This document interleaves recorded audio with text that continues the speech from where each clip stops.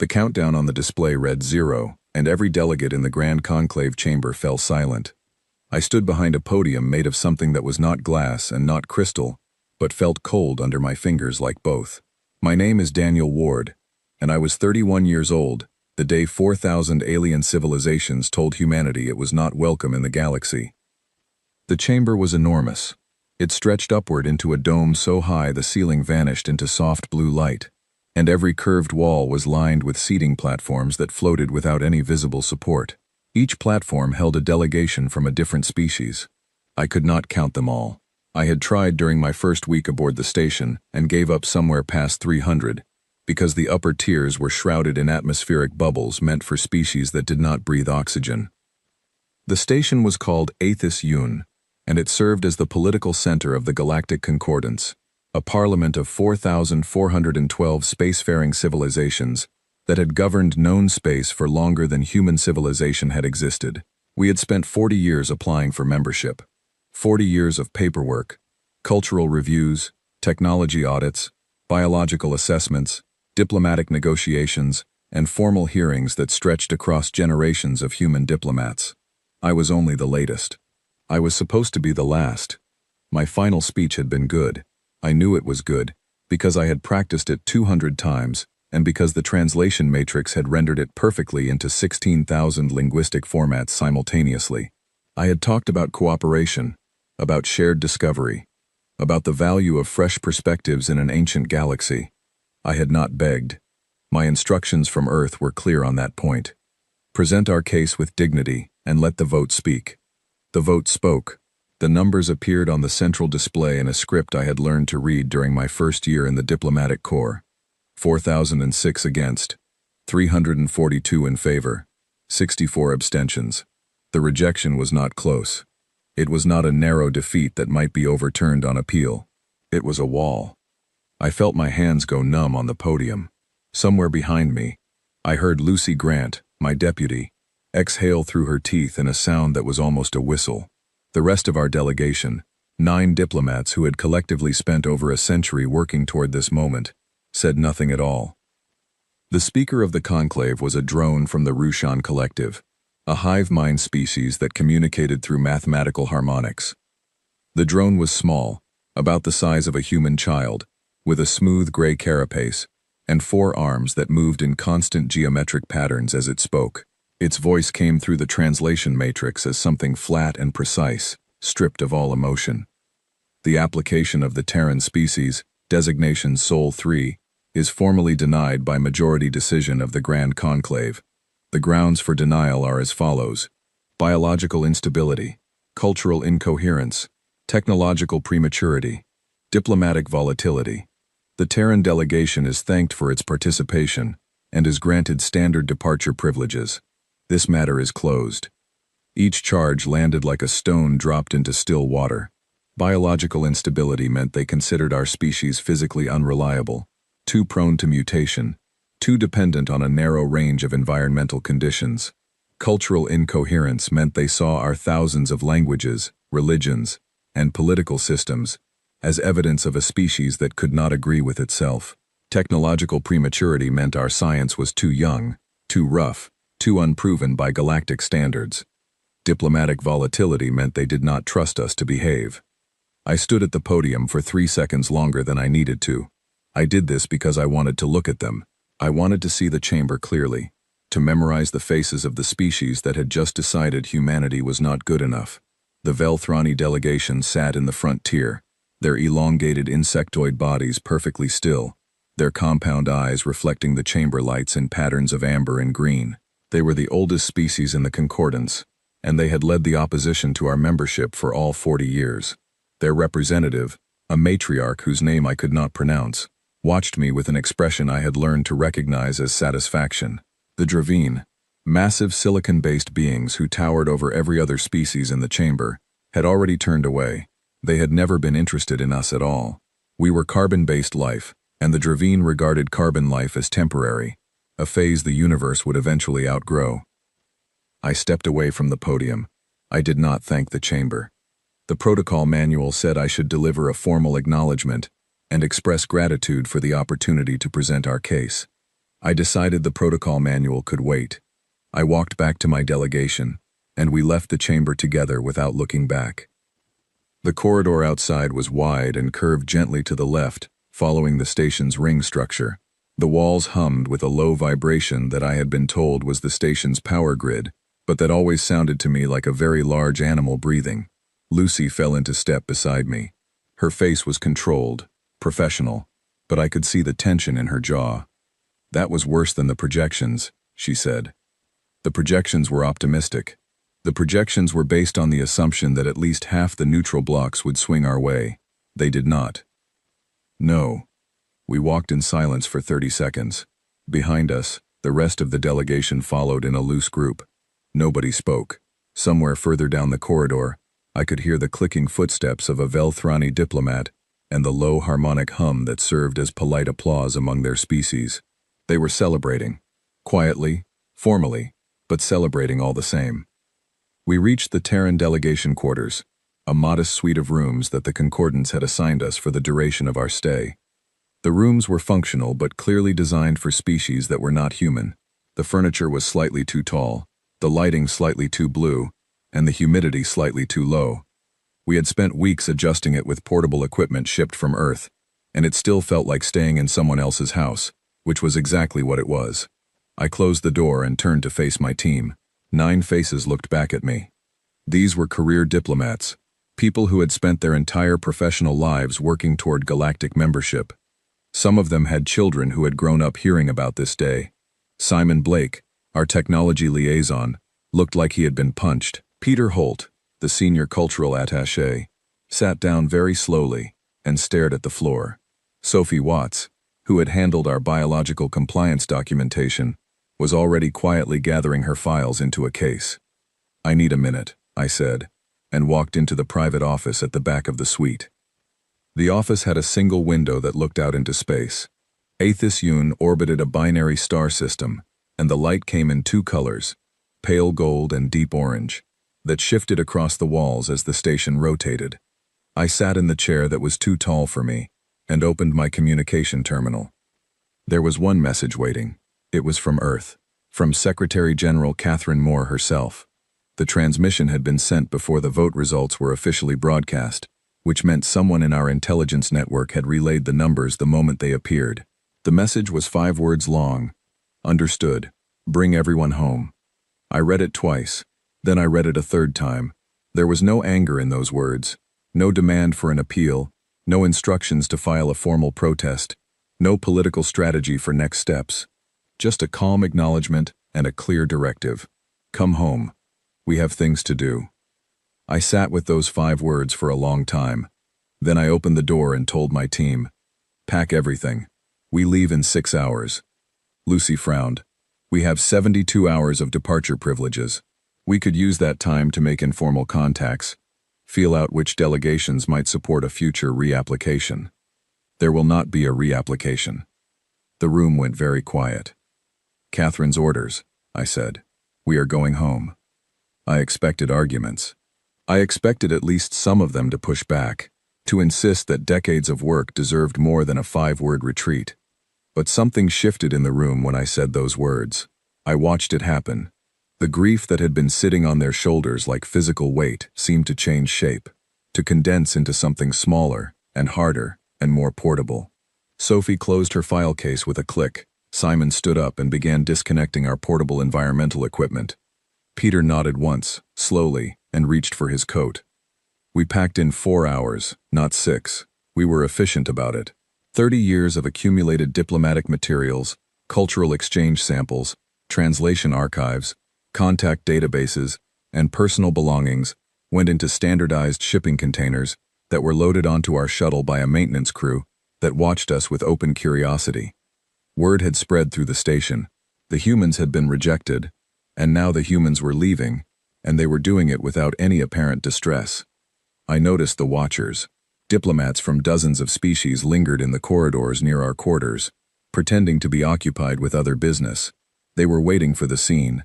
Every major rejection in Concordance history had produced one. Species that were denied membership traditionally protested, appealed, bargained, threatened, or collapsed into public grief.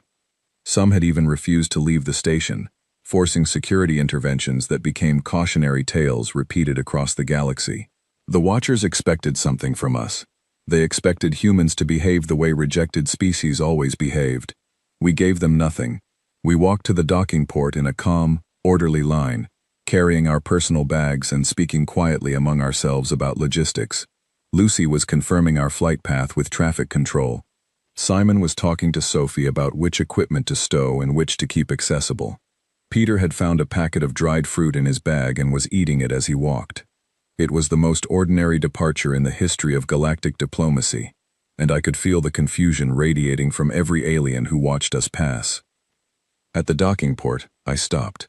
I do not know why I stopped. Something made me turn around and look back down the corridor toward the heart of the station. The curved walls hummed. The twin-colored light shifted across the floor. Somewhere deep inside HFY, 4,000 species were already moving on to the next agenda item, filing our rejection as a minor administrative note in a history that stretched back millennia. A hand touched my arm. I turned and found myself facing a delegate I recognized. She was Kethari, a species of tall, slender beings with dark skin that shimmered like oil on water, and large eyes that held patterns of silver light. The Kethari had voted in our favor. All of them. Their entire delegation had supported Earth's membership bid, quietly and consistently, for decades. This particular delegate, whose name was Sarah, had been one of our few genuine allies on the station. She pressed something into my hand, a small data chip, no larger than a coin, warm from her fingers. "For when you are ready," she said. Her voice through the translation matrix was gentle and slightly sad. "What is it?" "A map," she smiled. And a Kethari smile was a subtle thing, a slight widening of the eyes, a shift in the silver patterns. "They never looked there. You will." Before I could ask anything else, she stepped back and disappeared into the corridor traffic. I looked at the chip in my palm, then slipped it into my pocket. I boarded the shuttle. The door sealed behind me. Through the viewport, I watched HFY shrink from a structure into a shape, from a shape into a point, from a point into nothing. The stars did not change. They never do. I sat in my seat and thought about what had just happened. The galaxy had looked at humanity and decided we were not enough. Not stable enough. Not old enough. Not uniform enough. Not safe enough. We had been measured against a standard we did not set, and found wanting by judges we did not choose. And Earth's response had been 5 words. Understood. Bring everyone home. Not understood. And here is our plan for revenge. Not understood. And begin the appeal process. Just come home. Because home was where the work was. Home was where the future was. Home was where 7 billion people were waiting to find out what came next. And not a single one of them was going to spend that future waiting for permission from a parliament of species that had already made up their minds. They wanted us to beg. That was the part they had been looking forward to. The protocols, the precedents, the entire cultural framework of the concordance was built around the assumption that rejected species would be devastated, because membership was supposed to be the only path to relevance in the galaxy. Without the concordance, a species had no access to the lane travel network, no seat in the trade agreements, no protection under the collective defense treaties, no voice in the decisions that shaped interstellar civilization. Rejection was supposed to be a death sentence for ambition. We robbed them of their moment. We did not do it on purpose. We did not have a strategy for dignified departure. We just had better things to do. The shuttle jumped to faster than light, on a trajectory that our own crude drive systems could barely maintain, and I watched the stars stretch into lines, and thought about Sarah's data chip in my pocket, and I thought about Catherine Moore's 5 words, and I thought about the look on the Velthrani matriarch's face when I walked away without thanking the chamber. I was smiling. I did not even realize I was smiling until Lucy pointed it out. "What could you possibly be smiling about?" she asked. I thought about it for a moment. "I think I am relieved," I said. "We spent 40 years trying to convince them we belonged. Now we do not have to convince anyone of anything. We just have to be ourselves." Lucy looked at me for a long time. Then she leaned back in her seat and closed her eyes, and I could have sworn I saw the corner of her mouth turn upward too. Earth looked the same from orbit. That was the first thing that struck me when our shuttle dropped out of faster than light, and the planet appeared in the viewport, blue and white, and impossibly bright against the black. I had been away for 3 years. 3 years of living on an alien station, breathing recycled air that never quite smelled right, sleeping in rooms designed for bodies shaped differently from mine. And there it was, unchanged, spinning slowly, covered in clouds that did not care about galactic politics. We landed at the Nairobi spaceport, which was the largest facility Earth had for receiving interstellar-capable vessels, though by concordance standards it would have been considered a rural landing pad. Catherine Moore was not there to meet us. She had sent a deputy, a quiet man named Edward Collins, who shook our hands and told us to get some rest and to report to the new agency in 72 hours. When I asked what new agency, he just said I would be briefed and handed me an address. The address led me to a building in Geneva that had no sign on the door. It was an old building, 6 stories of gray stone that looked like it might have been a bank or a government ministry sometime in the previous century. Inside, it was anything but old.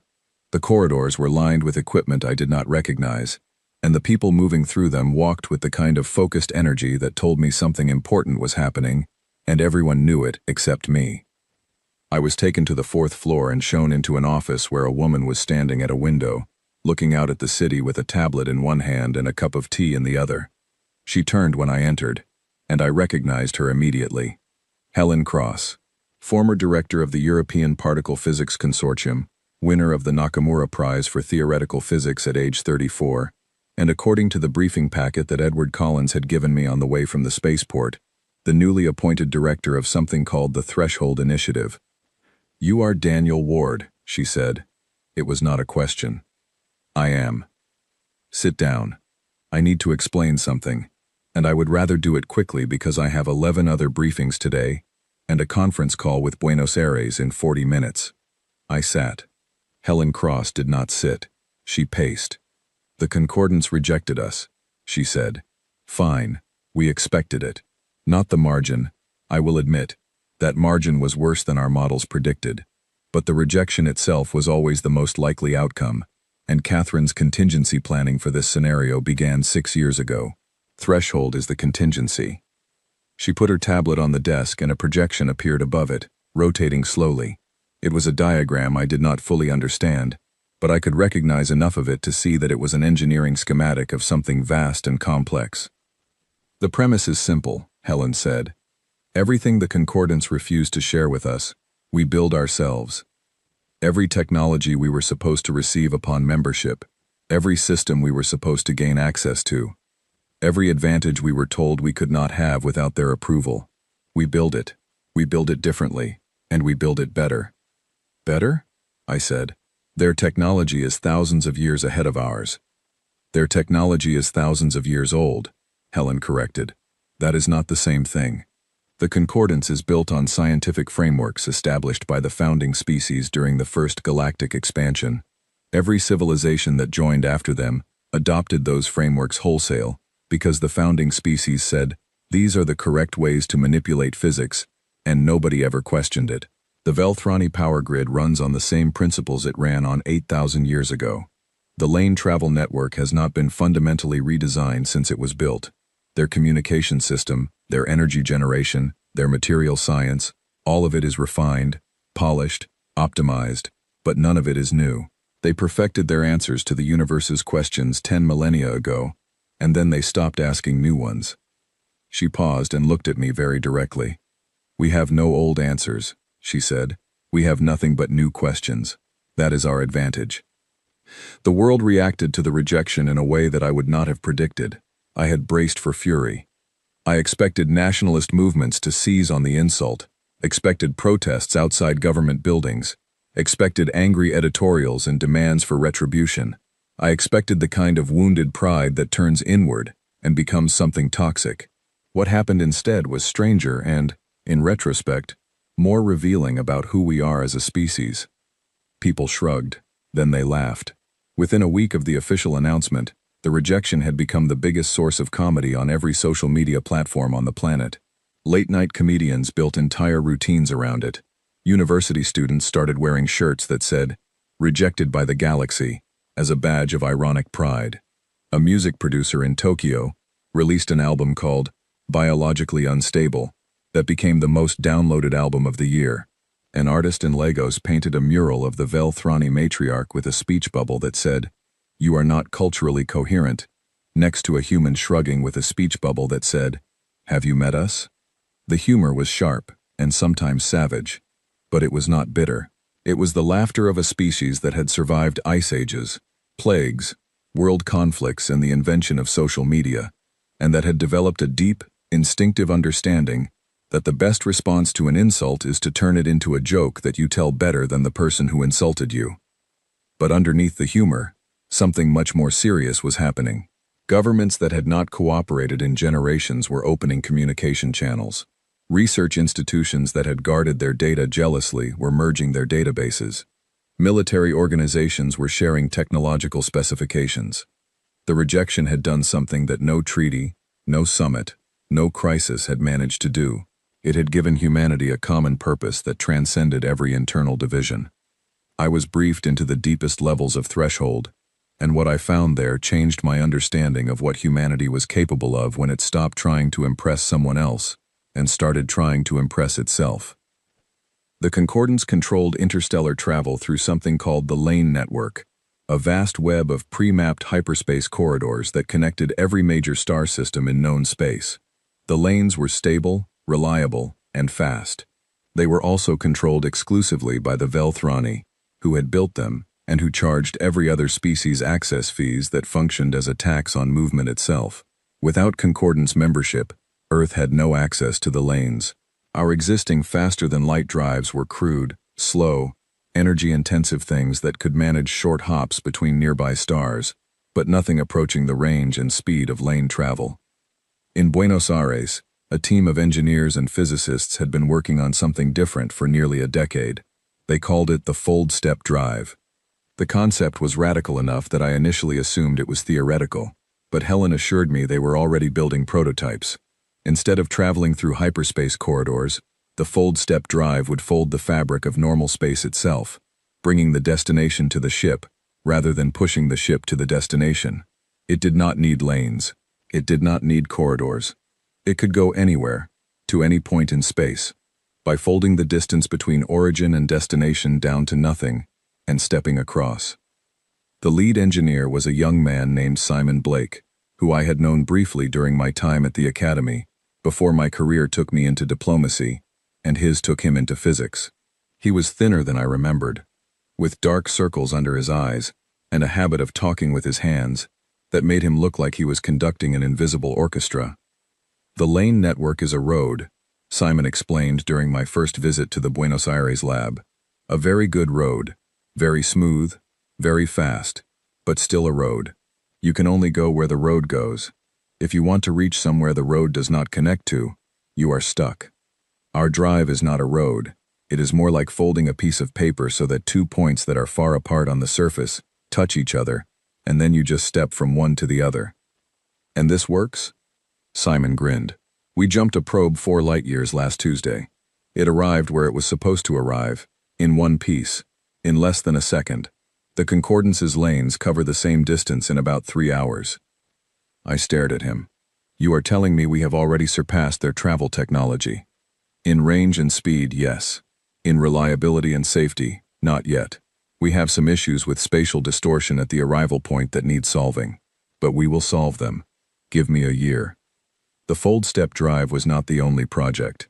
In Lagos and Seoul, a collective of programmers, artificial intelligence researchers, and communications engineers were building what they called the Damon Network. The Concordance's communication system, the resonance grid, was a galaxy-spanning network that transmitted information instantaneously across any distance using quantum resonance nodes placed in every member system. Earth had never been given access to the grid. The Damon Network was a completely independent alternative, a decentralized mesh of quantum relay satellites that used different physics, different architecture, and different principles of encryption. It was not as fast as the grid, not yet, but it was open, free, and could not be controlled or shut down by any single authority. In Reykjavik, a bioengineering laboratory was growing ships. Not building them, growing them. The Concordance's vessels were constructed from advanced alloys and composite materials in orbital shipyards, and they were impressive machines, sleek and powerful and precise. The Reykjavik team was taking a completely different approach. They were cultivating organic hull material from engineered biological compounds that could self-repair, adapt to environmental conditions, and integrate with onboard computing systems at a cellular level. The ships they were producing looked nothing like anything in the Concordance fleet. They were darker, more textured, covered in patterns that resembled the veining of a leaf or the branching of a nervous system. They were alive, in a meaningful sense, and they were beautiful in a way that made something in my chest tighten every time I saw them. I visited every major threshold facility over the course of 2 months. I saw quantum computing arrays that processed information using principles the Concordance had never explored. I saw energy research that drew power from spatial anomalies rather than stellar fusion. I saw material science laboratories where engineers created substances that did not exist in any Concordance database. And everywhere I went, I saw the same thing in the eyes of the people doing the work. Not anger, not desperation, not a desire for revenge, something else entirely. Something that looked like joy. They were free. For the first time in 40 years, human scientists and engineers were not trying to build things that met Concordance specifications. They were not trying to pass technology audits designed by alien committees. They were not trying to prove that their work was compatible with galactic standards set by species that had stopped innovating before humans learned to write. They were building whatever they wanted, however they wanted, for no reason other than that they could. I remember standing in the Buenos Aires lab, watching Simon work through a spatial geometry problem on a transparent display. He had been at it for hours. The problem was one that Concordance physicists had spent 11 centuries calling impossible, a particular configuration of folded space that their mathematical models said could not be stabilized. Simon was attacking it with an approach that no Concordance physicist would have considered, because it drew on a branch of mathematics that had been developed on Earth in the 21st century and had no equivalent in galactic academia. He solved it at 3 in the morning. He solved it with a diagram drawn on a napkin, a cold cup of coffee, and an analogy borrowed from origami. He held up the napkin and showed me, and I understood approximately 10% of what I was looking at, but I understood enough to know that it was something the galaxy had never seen before. That was the moment I understood what the Concordance had really done when they rejected us. They did not reject us because we were primitive. Our technology was young, yes, but it was not primitive. They rejected us because we were unpredictable. Every species in the Concordance had followed the same scientific path, adopted the same frameworks, reached the same conclusions through the same methods. They were a galaxy of civilizations that agreed on the fundamental rules of how things worked, and that agreement was the foundation of their order. Humanity did not agree. Humanity had never agreed. We had 1,000 different approaches to every problem, 100 different mathematical traditions, dozens of competing physical theories, and a cultural tolerance for chaos that no other species in the galaxy possessed. We were not too primitive for the Concordance. We were too creative. And creativity, in a galaxy that had not had a genuinely new idea in 10,000 years, was the most dangerous thing imaginable. That night, back at my quarters, I remembered Sarah's data chip. I had been carrying it in my pocket for months, touching it occasionally without thinking about it, the way you touch a lucky coin. I pulled it out and inserted it into a secure terminal. The chip contained a star chart, not a chart of Concordance space, which was extensively mapped and cataloged and available in any public database. This was a chart of a region that did not appear in any public database at all, a vast stretch of the galaxy, spanning thousands of light years, that the Concordance had designated the Void March. Restricted space. Off limits. The chart was detailed and precise, clearly the product of long-range observation rather than direct exploration. The Concordance had looked at the Void March from a distance, but had never gone inside. There was a single annotation at the bottom of the chart, written in Cathari script that my translation software handled without difficulty. It said, "They never looked here. You will." I stared at that annotation for a very long time. Then I picked up my communicator and called Helen Cross. "I have something you need to see," I said. 3 years after the rejection vote, I stood on the bridge of the Terran fleet ship Perseverance and watched the stars rearrange themselves. The fold step jump was nothing like lane travel. I had experienced lane travel once, during our initial journey to Aethys Yun, and it had been smooth, almost boring. The ship entered a corridor of folded hyperspace and glided along it like a train on a track, and 5 hours later you arrived at your destination, with nothing more dramatic than a slight change in the color of the light through the viewports. The fold step was different.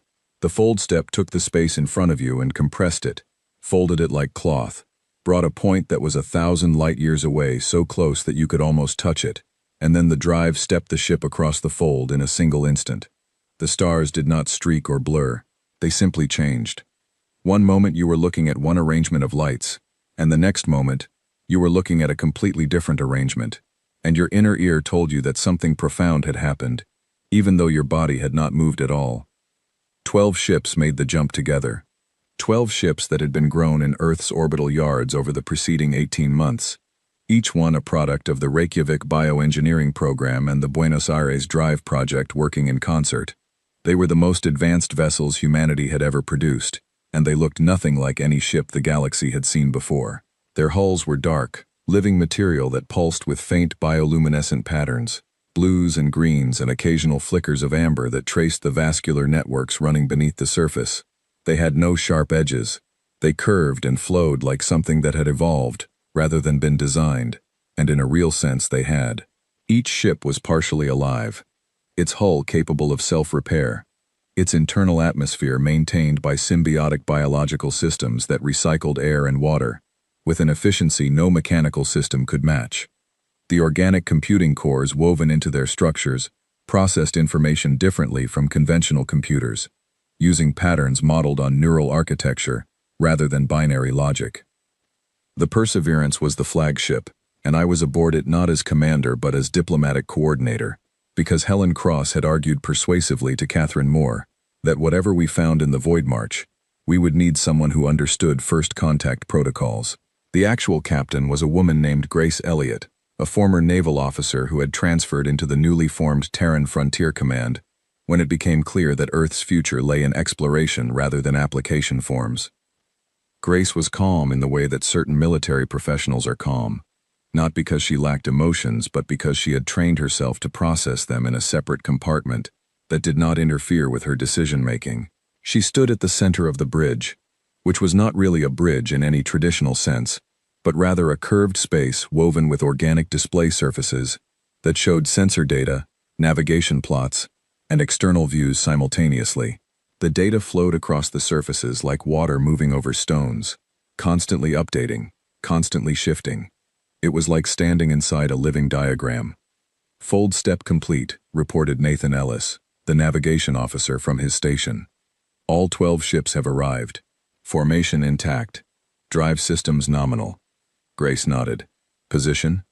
We are at the outer boundary of the Void March, approximately 400 light-years from the nearest concordance border marker. No lane corridors within sensor range. No resonance grid nodes detected." "We are off the map," Grace said, and there was something in her voice that was not quite excitement, and not quite reverence, but lived somewhere between the two. The Void March unfolded before us on the display surfaces, and I understood immediately why the concordance avoided it. It was beautiful and dangerous in equal measure. The region was threaded with spatial anomalies, areas where the fabric of space itself was warped, folded, or torn by forces that our scientists were still working to understand. Radiation storms swept through vast stretches of the region, in patterns that defied prediction. Gravity wells appeared and disappeared without warning, like bubbles forming and popping in boiling water. Dead zones existed where no conventional sensor could penetrate, regions of complete electromagnetic silence that swallowed signals without echo. For a civilization that traveled by lane, the Void March was impassable. The spatial distortions would tear a lane corridor apart before it could stabilize. No ship using concordance technology could enter this region and expect to navigate safely, let alone explore it. That was why the concordance had marked it as restricted space and moved on. They had looked at the Void March, concluded that their technology could not handle it, and decided it was not worth the effort. Our technology did not have that problem. The fold step drive did not use lanes. It did not need stable corridors of hyperspace. It folded normal space and the anomalies of the Void March did not prevent that folding. If anything, Simon had theorized that the spatial distortions might actually make fold-step jumps easier in some areas, because the space was already partially folded by natural forces. We could go where the concordance could not. We could see what the concordance had never seen. The first week in the Void March was dedicated to careful exploration. Grace moved the fleet slowly, methodically, mapping anomalies and charting safe passages through the most turbulent regions. Nathan's navigation team worked around the clock, feeding data from the fleet's sensors into predictive models that grew more accurate with each passing day. The Damon network relays we deployed behind us maintained a solid communication link back to Earth, though the signal had to route around several particularly dense anomaly clusters. On the 9th day, Sophie Watts, who had transitioned from diplomatic biological compliance officer to frontier survey specialist, walked onto the bridge with an expression I had never seen on her face before. She looked like someone who had just been told a secret so enormous that the act of holding it inside was causing her physical discomfort. "We found something," she said. "What we found changed everything." The concordance had told us, and had told every species in the galaxy, that the Void March was empty, a hazardous wasteland of spatial anomalies and radiation, devoid of habitable worlds, containing nothing of value. This was stated as established fact in every concordance database, every educational archive, every navigational reference. The Void March was empty, and there was no reason to go there. The concordance was wrong, or it had lied, or it had simply never bothered to check, because the Void March was not empty at all. Sophie's survey team had detected biosignatures on a planet in a stable system nestled between two anomaly zones, a world that was shielded from the worst of the region's radiation by the very spatial distortions that made the Void March impassable for lane-based travel. And that planet was not the only one. As our sensors expanded their range over the following weeks, we found more. Dozens of habitable worlds scattered throughout the Void March, hidden behind curtains of gravitational distortion, protected by the same forces that kept the concordance out. And on those worlds, there was life. Not spacefaring civilizations, not species that had built ships and explored the stars. These were younger societies, peoples in early stages of development, cultures that had grown and flourished in isolation, because no one in the galaxy had ever reached them. They had watched the stars for generations and wondered if they were alone. No one had ever answered. The first species we made contact with were the Surathi. I will remember that day for as long as I live. The Perseverance descended through the atmosphere of a world called Surathis, a name we would later learn from its inhabitants, and Grace set us down in a clearing beside a river that ran copper-colored through a forest of trees that grew in spirals. The air tasted like rain and something faintly sweet that I later learned was the pollen of the spiral trees, which bloomed continuously throughout the planet's long growing season. The Surathi came to us. They did not hide. They did not run.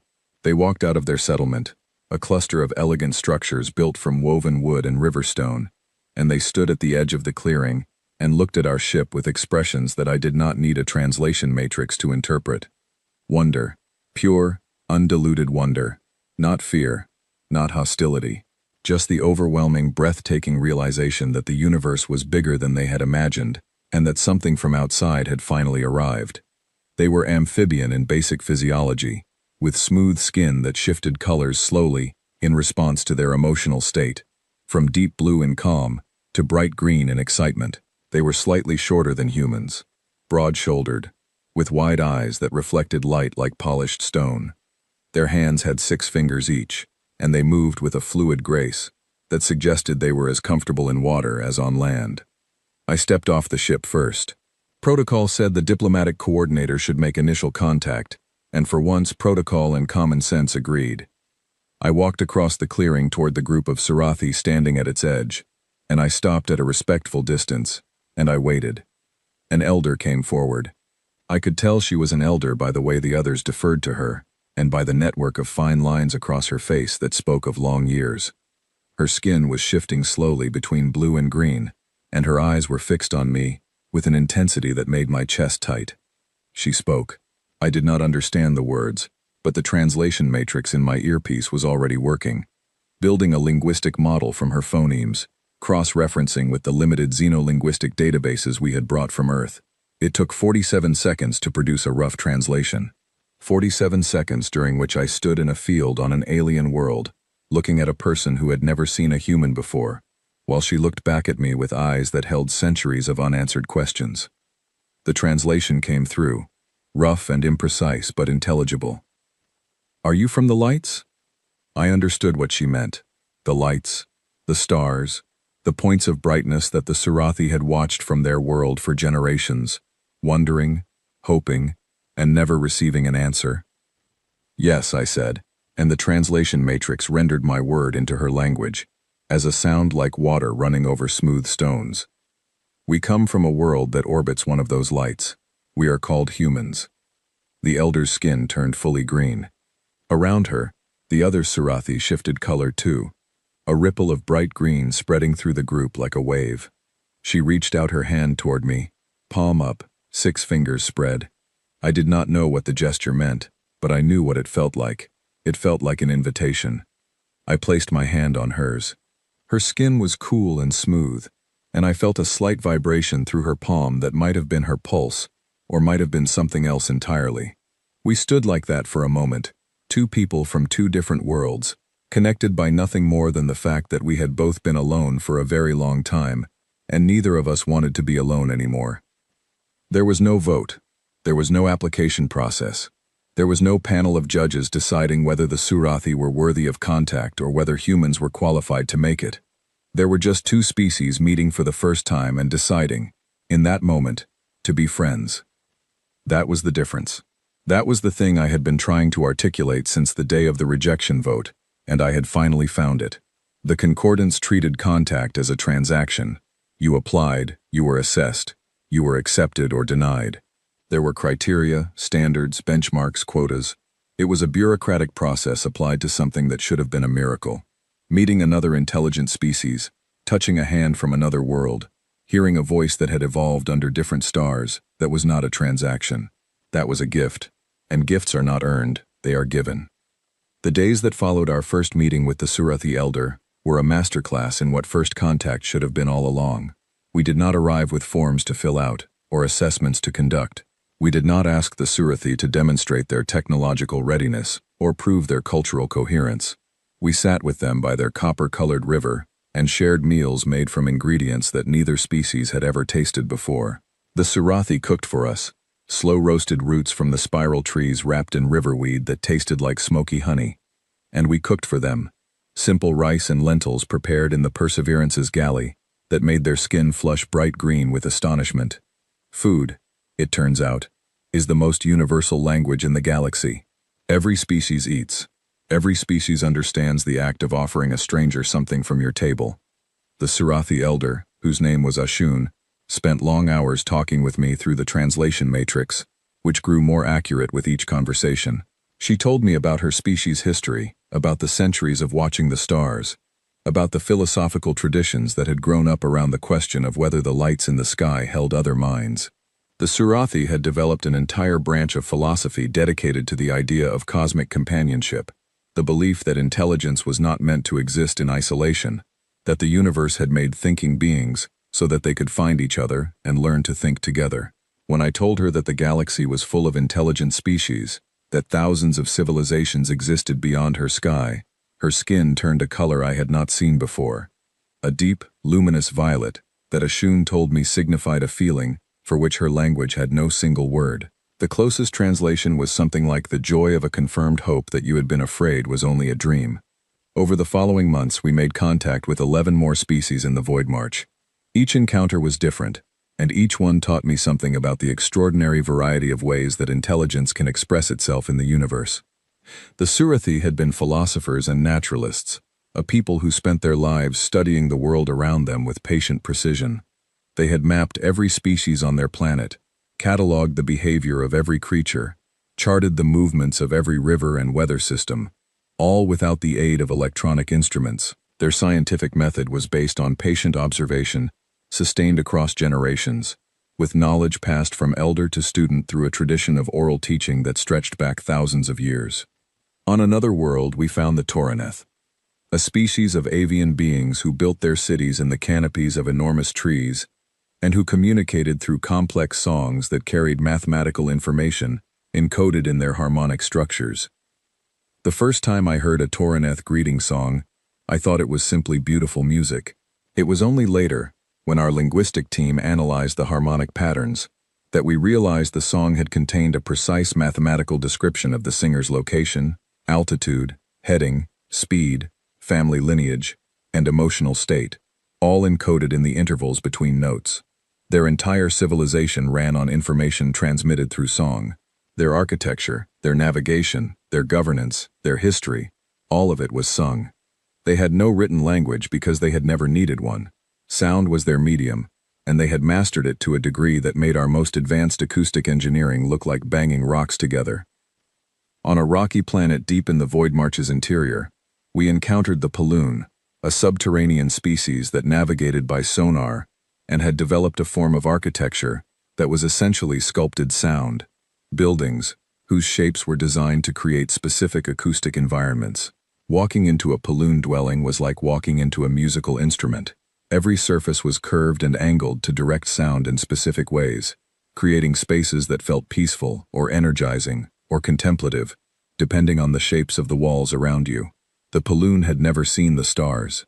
They lived beneath the surface of their world, in vast cavern systems that they had carved and shaped over centuries. When we showed them images of the galaxy from the Perseverance's observation deck, they stood in silent contemplation for so long that I began to worry we had overwhelmed them. Then their elder turned to me and said, through the translation matrix, "We always knew the universe was larger than our caves. We just did not know it was also beautiful." None of them had ever made contact with another species. None of them had known that life existed beyond their own worlds. And none of them had been contacted by the Concordance, because the Concordance had never come to the Void March, because the Void March was empty. The irony was thick enough to taste. The galaxy's most ancient and powerful political institution had declared an entire region of space uninhabitable and worthless. And inside that region, dozens of civilizations had grown up unseen and unheard, waiting for someone to notice them. The Concordance had not noticed, because noticing would have required going to a place their technology could not reach. Humanity had noticed because humanity had been forced to develop technology that could. We also found resources. The Void March was rich in ways that Concordance space was not. Rare quantum lattice minerals that did not appear on any galactic trade index. Elements with properties that our physicists had theorized about but never observed. Spatial phenomena that could be harnessed for energy generation on scales that dwarfed anything in the Concordance's power infrastructure. The Void March was not a wasteland. It was a treasure chest that the galaxy's oldest civilizations had been sitting next to for millennia, without ever opening the lid. I sat on the outer hull of the Perseverance one evening, sealed inside a pressure suit, looking out at a nebula that no Concordance eye had ever seen. The nebula was vast and complex, a cloud of gas and dust that glowed in shades of violet and gold, lit from within by the light of young stars being born in its depths. It was one of the most beautiful things I had ever seen, and I was the first human to see it, and I was only seeing it because 4,000 alien civilizations had told us we were not welcome in their part of the sky. They locked us out of their house, so we found a continent. The rumors started slowly, the way fires start in dry forests. A spark here, a wisp of smoke there. Nothing dramatic, until suddenly the whole horizon is glowing. I learned about the rumors from an intelligence briefing that landed on my desk 7 years after the rejection vote.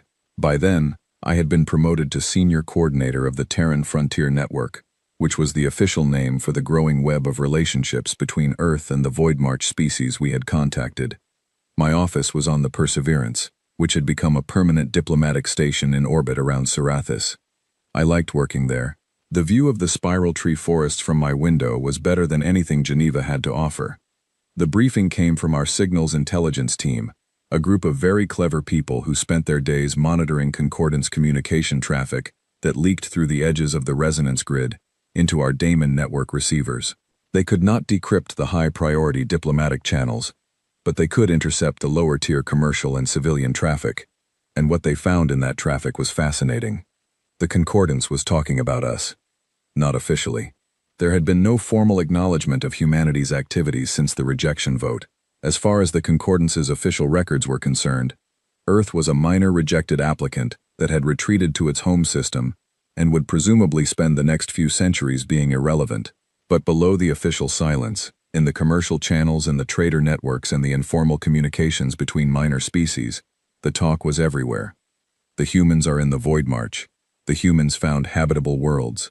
The humans have made contact with unknown species. The humans are building something. The details were garbled, exaggerated, and frequently wrong. One widely circulated rumor claimed we had discovered a cache of ancient weapons left by a precursor civilization, and were using them to carve out an empire. Another insisted we had genetically merged ourselves with a Void March species and become something post-human. A third, which I found particularly amusing, suggested we had encountered a being of pure energy that had granted us cosmic powers in exchange for teaching it how to play chess. The truth was less dramatic, but more interesting. We were building a community. Not an empire, not a federation, not a hierarchy. A community. The Terran Frontier Network was a loose alliance of equals, with Earth as the founding world but not the ruling one. Each member species governed itself. Each contributed what it could and received what it needed. Decisions were made by consensus when consensus was possible, and by compromise when it was not. It was messy, and slow, and sometimes frustrating, and it was the most honest political structure I had ever been part of. The Velthrani were the last to take the rumors seriously. Their intelligence analysts dismissed the reports as exaggerations from unreliable sources. The Void March was impassable. Everyone knew that. Whatever the humans were doing, they could not possibly be doing it in a region of space that no ship could safely navigate. The Velthrani elders were confident in this assessment, because it was based on a fundamental truth that had been true for 10,000 years. Their lane technology could not penetrate the Void March. Therefore, no technology could. They had not considered the possibility that someone might build a different kind of technology. The Rushan Collective, being a hive mind that valued data over assumptions, ran probability models on the rumors and got results that did not make sense. Their models kept producing contradictory outputs, assigning high probability to scenarios that should have been impossible based on known physics. This troubled the Rushan deeply, because the Rushan did not like contradictions.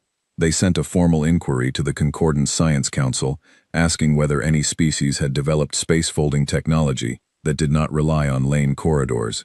The Science Council replied that such technology was theoretically impossible, and that the Rushan should recalibrate their models. The Rushan did not recalibrate their models. Instead, they quietly opened a secondary analysis channel and began collecting data more aggressively. Meanwhile, trade was happening. The Concordance operated on a closed economic model. All interstellar trade flowed through Concordance-regulated channels, using Concordance-approved routes, paying Concordance-assessed tariffs. Member species traded with each other inside this system, and non-members were excluded entirely. It was efficient, stable, and had been the foundation of galactic commerce for millennia. It was also, as several economists on Earth had pointed out, essentially a monopoly. Our daemon network relays were the first crack in that monopoly. The relays were communication devices, simple, robust quantum mesh transceivers that could be deployed anywhere and linked into a decentralized network that did not depend on the resonance grid. They were not as fast as the grid for long-range communication, but they were cheap, easy to install, and free. No access fees, no licensing agreements, no bureaucratic approval process. Just plug them in and start talking. Independent traders, the ones who operated on the margins of concordant space, noticed. These were merchants from minor species who had always resented the grid's access fees, which ate into their already thin profit margins. When rumors began circulating that the humans were selling network relays at a fraction of what a grid connection cost, traders started finding ways to reach us. They came through roundabout routes, slipping past concordance border monitors, following coordinates passed through whisper networks and black market channels. They found our frontier stations, and what they found there went beyond communication relays. We had biome hull seeds, small biological packages that could be attached to the exterior of any ship, and would grow into self-repairing organic hull material over a period of weeks. A ship with biome hull coating could heal micrometeorite damage, seal minor breaches, and adapt its thermal properties to different environments without any mechanical intervention. The Concordants had nothing equivalent. Their ships were maintained by dedicated engineering crews using expensive replacement parts manufactured in specialized orbital facilities. Biome hull seeds cost almost nothing to produce and required no maintenance infrastructure at all. We also had void march minerals, elements, and compounds that did not appear in any Concordance trade catalog because they had never been found in Concordance space. Some of these materials had extraordinary properties.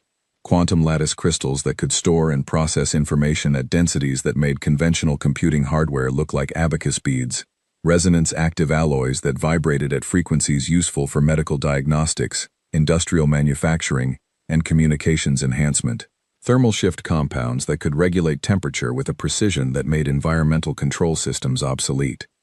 The economics of the situation were quietly devastating for the Concordance's trade model.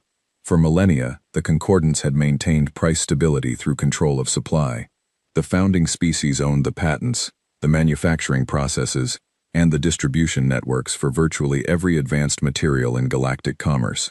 New members paid for access to these materials through a complex web of trade agreements, licensing fees, and technology sharing arrangements that ultimately funneled wealth upward to the founding species. It was not exploitation in any crude sense. The materials were genuinely valuable, and the prices were not unreasonable by historical standards. But the system depended on the assumption that there were no alternatives, no other sources of advanced materials, no independent manufacturing capability, no competing supply chain. We were an alternative, not deliberately, not strategically, but simply by existing. Our Void March minerals were different from Concordance materials, but they performed the same functions, often better, and they were available without the overhead of Concordance trade bureaucracy. A Toraneth communications engineer could buy a quantum lattice crystal from us for the cost of a cultural exchange visit, or she could buy a comparable Concordance computing substrate for a price that included manufacturing fees, distribution markups, lane transport charges, and a licensing surcharge that went directly to the Velthrani treasury. The choice was not difficult. The black market grew. Concordance border security tried to clamp down on it, but the traders were resourceful, and the border was long, and the Daemon network made coordination easy. Within 2 years of the first unauthorized trade contact, a steady stream of goods and information was flowing between the Terran frontier network and the fringes of Concordance space. The Kethari made it official first. Sarah, the delegate who had given me the data chip years ago, arrived at our frontier station aboard a private vessel with no Concordance markings. She came as an unofficial envoy, carrying credentials that were not quite diplomatic, but not quite commercial either. She existed in a gray area that the Kethari had carefully constructed for exactly this purpose. We met in my office on the Perseverance. She was taller than I remembered, and the silver patterns in her eyes were brighter, shifting with complex emotions that I had learned to read during our years of occasional communication. The Kethari have been dissatisfied with the Concordance for a very long time, she told me, sitting in a chair that I had adjusted to accommodate her longer frame. We joined because there was no alternative. The Concordance was the galaxy. If you were not part of it, you did not exist. But we never accepted the founding species' assumption that their way of doing things was the only way. We have been waiting for proof that alternatives exist. And now? And now you are building one. She paused. The Kethari wished to establish a formal friendship treaty with Earth and its partners. Not a trade agreement, not a non-aggression pact. A friendship, between equals. I signed the treaty the following day. It was the first formal agreement between a Concordance member species and the Terran Frontier Network, and it sent a signal that I suspect the Velthrani picked up even through the walls of their own denial. The Velthrani eventually decided they needed information that did not come from rumors and probability models. They pressured the Concordance Intelligence Directorate into dispatching a surveillance drone to the Void March. The drone was one of their best, a small, fast, heavily shielded autonomous probe designed for long-range reconnaissance in hostile environments. The drone entered the Void March and immediately began encountering spatial anomalies that pushed the limits of its shielding. It navigated through them using a combination of pre-programmed evasion protocols and real-time sensor adaptation, and after 12 days of careful travel, it reached the outer boundary of the Terran Frontier Network. Our patrol ship detected it within minutes. The crew of the patrol ship, a mixed human and Surathi team, aboard a biome hull corvette, hailed the drone on open frequencies and received no response, which was expected since it was a surveillance drone, and surveillance drones were not designed for conversation. The patrol commander, a young officer named Lucy Grant, who was the daughter of my former deputy, and who had chosen the frontier over the diplomatic corps to her mother's quiet dismay, made a decision that I would later describe as one of the most strategically brilliant moves in human diplomatic history. She invited the drone to tea. Not literally, of course. Drones do not drink tea. But Lucy transmitted a formal invitation for the drone to accompany her ship on a guided tour of the nearest frontier settlement, with full sensor access and no restrictions on data collection. She then ordered her crew to beam a cultural gift package to the drone's receiver, which included a selection of Earth's finest teas, a Surathi poetry collection translated into 17 concordance languages, and a personal note from Lucy that read, "Welcome to the neighborhood. We have nothing to hide."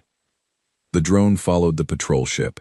It observed a frontier settlement of mixed species, humans and Surathi and Toraneth and others, living and working together in orbital habitats grown from biome hull material and powered by energy systems the drone's analysis software could not identify. It recorded ships coming and going, some human-built, some of designs it did not recognize. It documented trade exchanges, communication traffic on the Damon network, and the general atmosphere of a community that was busy, productive, and completely unconcerned about being watched. The drone returned to concordance space after 3 weeks. It carried more data in its storage banks than any reconnaissance mission in concordance history. When that data was presented to the Grand Conclave in a closed session, the reaction was not what the Velthrani had expected. They had expected confirmation that the humans were struggling, scraping by on the margins in a hostile region of space, building crude imitations of real technology, and pretending they did not need the concordance. What the data showed was something very different. The humans were thriving. Their technology was not crude. Their alliance was not a pretense, and they were not alone anymore. The drone's footage included something that the Conclave found particularly difficult to process. It had recorded a celebration on one of the frontier settlements, a harvest festival that the Surathi traditionally held at the end of their long growing season. The festival had been adapted to include customs from every species in the settlement. Human musicians played alongside Toraneth singers. Surathi dancers moved in patterns that incorporated Paloon acoustic design principles, their movements creating sound as well as visual beauty. Children from 3 different species played a game together that appeared to have been invented specifically for them, with rules that accommodated different body types and sensory abilities. The footage showed a community that was not merely coexisting, but genuinely integrated. A society in which the differences between species were not barriers to be overcome, but ingredients to be combined. The concordance had never produced anything like this. In the concordance, species maintained their separate identities, their separate territories, their separate traditions. They cooperated when cooperation served their interests, and they retreated to their own worlds when it did not. Integration at the level the drone had observed was not just unusual, it was unprecedented. It suggested a social model that the concordance's founding principles did not account for and could not explain. The Velthrani matriarch who had led the rejection campaign sat in her floating platform and watched the footage of Lucy Grant's patrol ship, a living vessel with a self-healing hull that glowed with soft bioluminescence, escorting a concordance surveillance drone through a neighborhood of species the concordance had never known existed. Her compound eyes reflected the images without expression, but the younger delegates on surrounding platforms were not so controlled. I was told later that the whispered conversations that filled the chamber after the presentation were louder and more numerous than anything the Grand Conclave had heard in centuries. The humans had been shunned, and they had built something without asking. The galaxy was starting to notice. 10 years after the vote that was supposed to end our story, I sat in a conference room on a station that had not existed 5 years earlier, and watched the balance of galactic power shift in real time. The station was called Threshold 1, named after the initiative that had started all of this, and it orbited a gas giant in the central Void March.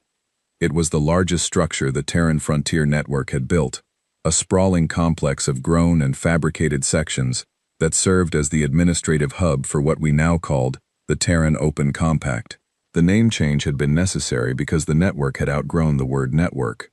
We were not a loose alliance of trading partners anymore. We were something more substantial, more permanent, and more threatening to the established order than anyone had anticipated, including us. The Terran Open Compact consisted of 31 member species.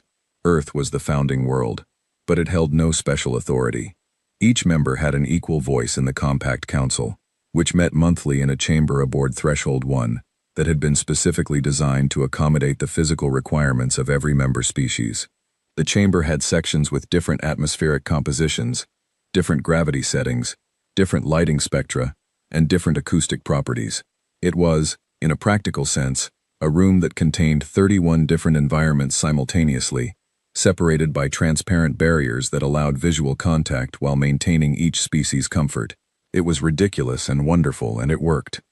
I was in the conference room adjacent to the council chamber, reviewing intelligence summaries with Helen Cross, who was now the Compact's Secretary General, a title she had accepted reluctantly and performed with the same focused intensity she had brought to particle physics. 87, she said, pointing at a number on the display. 87 what? Species. In the last 14 months, 87 Concordance member species have formally withdrawn from the Concordance, or downgraded their membership to observer status. I leaned back in my chair.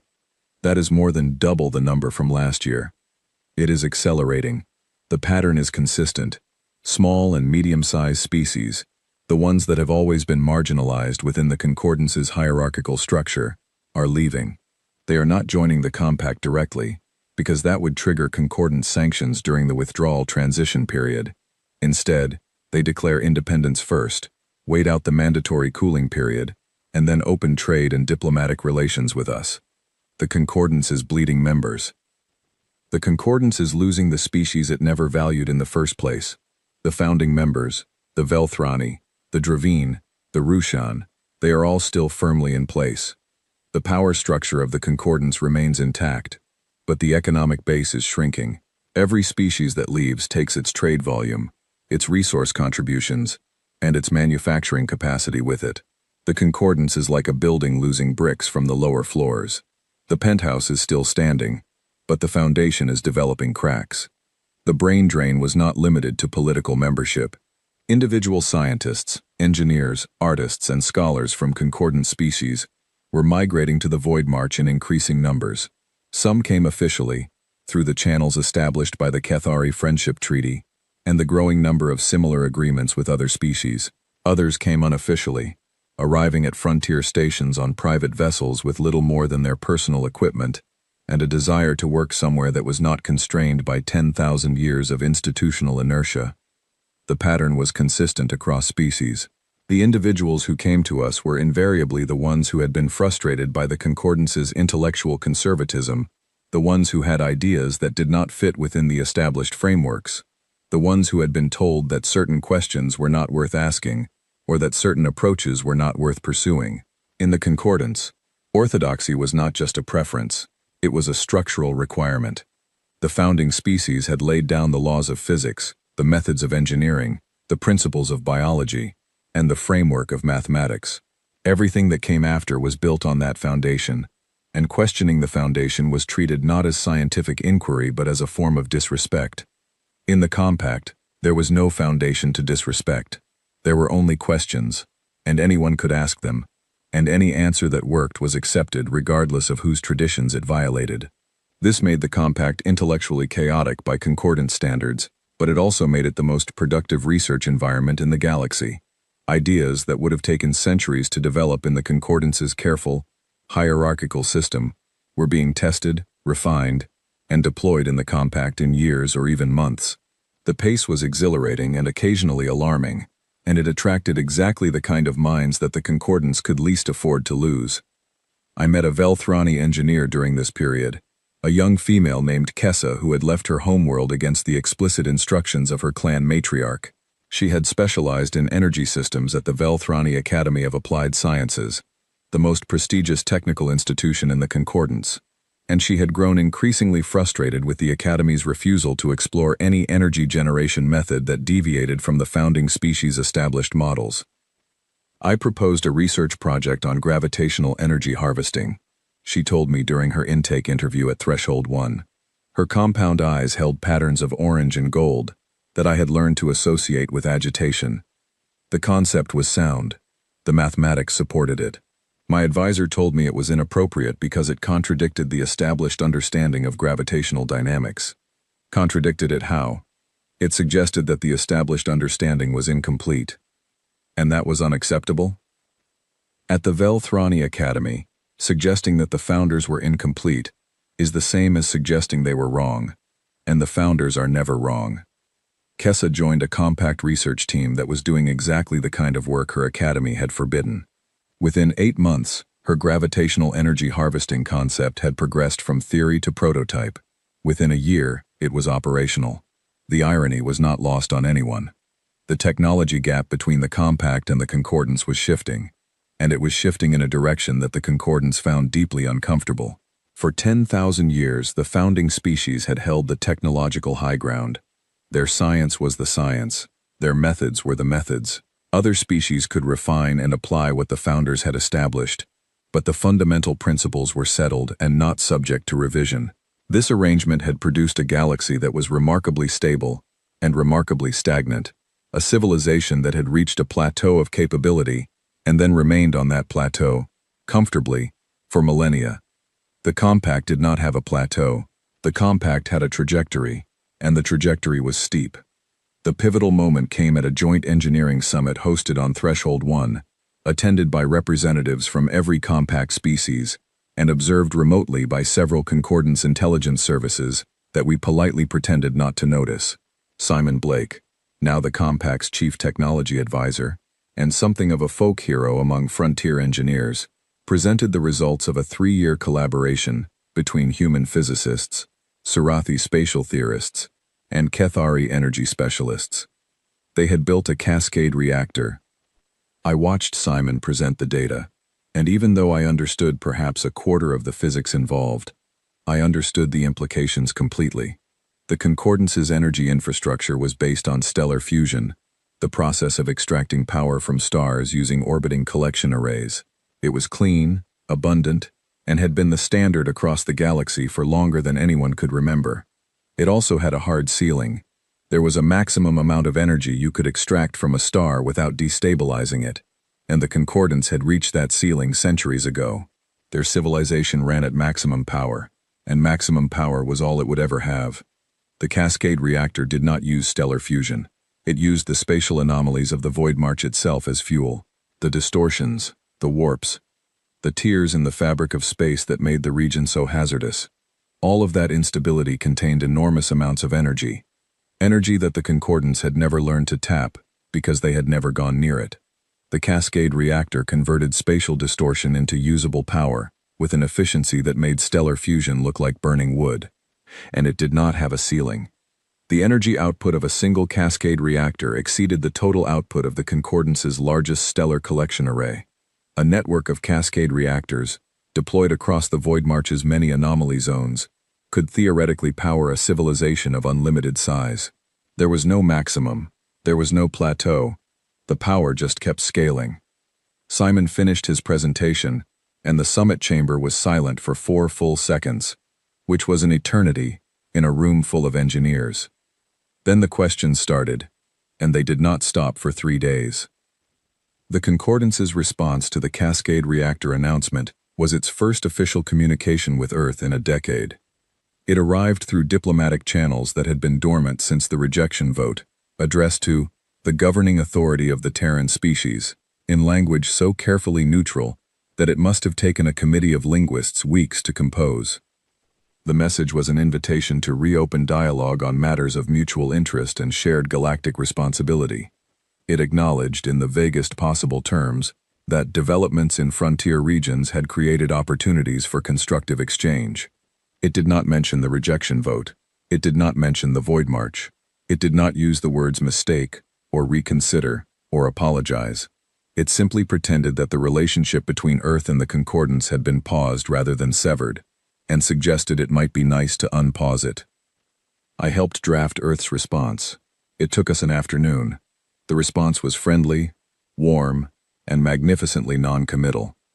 The Terran Open Compact welcomes the Concordance's interest in dialogue and values the spirit of cooperation that this communication represents. We are always open to conversations with any species or organization that shares our commitment to mutual respect and shared progress. Unfortunately, our current schedule of commitments and ongoing projects makes it difficult to identify a suitable window for formal talks in the immediate future. We suggest revisiting this matter in the next quarter and will be happy to coordinate scheduling at that time. Helen read the draft and raised an eyebrow. Next quarter? We are busy, I said. Genuinely busy. This is not a tactic. I know it is not a tactic, but they will think it is. Let them. The Concordance did think it was a tactic, and the fact that it was not a tactic made it more effective than any tactic could have been. A deliberate delay would have been a negotiating move, something the Concordance's diplomats could analyze and counter. A genuine lack of interest was something they had no framework for understanding. In the Concordance's worldview, every species wanted to be part of the Concordance. The idea that a species might simply have other priorities was not a concept their political philosophy had room for. Inside the Concordance, the fallout from our response was significant. The Velthrani leadership faced internal dissent that would have been unthinkable a decade earlier. Younger delegates openly questioned the wisdom of the original rejection vote. Analysts published reports arguing that the exclusion of humanity had been a strategic error of historic proportions. The Velthrani elders responded the way ancient institutions always respond to criticism. They dug in. They insisted that the rejection had been correct, that humanity was a temporary anomaly, and that the compact would eventually collapse under the weight of its own disorganization. The younger delegates were not convinced. One of them reached out to me through a back channel established by the Kethari diplomatic network. Her name was Thassan, and she was the youngest member of the Velthrani delegation to the Grand Conclave, a position she had earned through exceptional ability, and that she was now risking by communicating with the species her elders had voted to exclude. We spoke via a secure daemon network connection, her face appearing on my display as a mosaic of compound eyes and angular features, rendered in the warm amber tones of the Velthrani visual spectrum.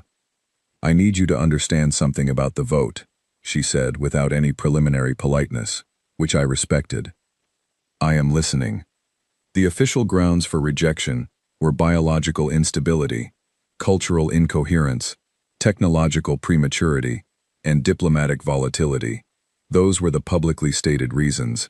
They were not the real reasons. I waited. The real reason was a risk assessment conducted by the Velthrani Strategic Forecasting Bureau 18 months before the vote. The assessment modeled the trajectory of human technological and cultural development over a 500-year period, using every data point available from our observation of your species. The model produced a conclusion that the Bureau found unacceptable. What conclusion? Thessan's compound eyes shifted pattern. That within 3 centuries of Concordance membership, humanity would surpass the founding species in technological capability, economic output, and cultural influence.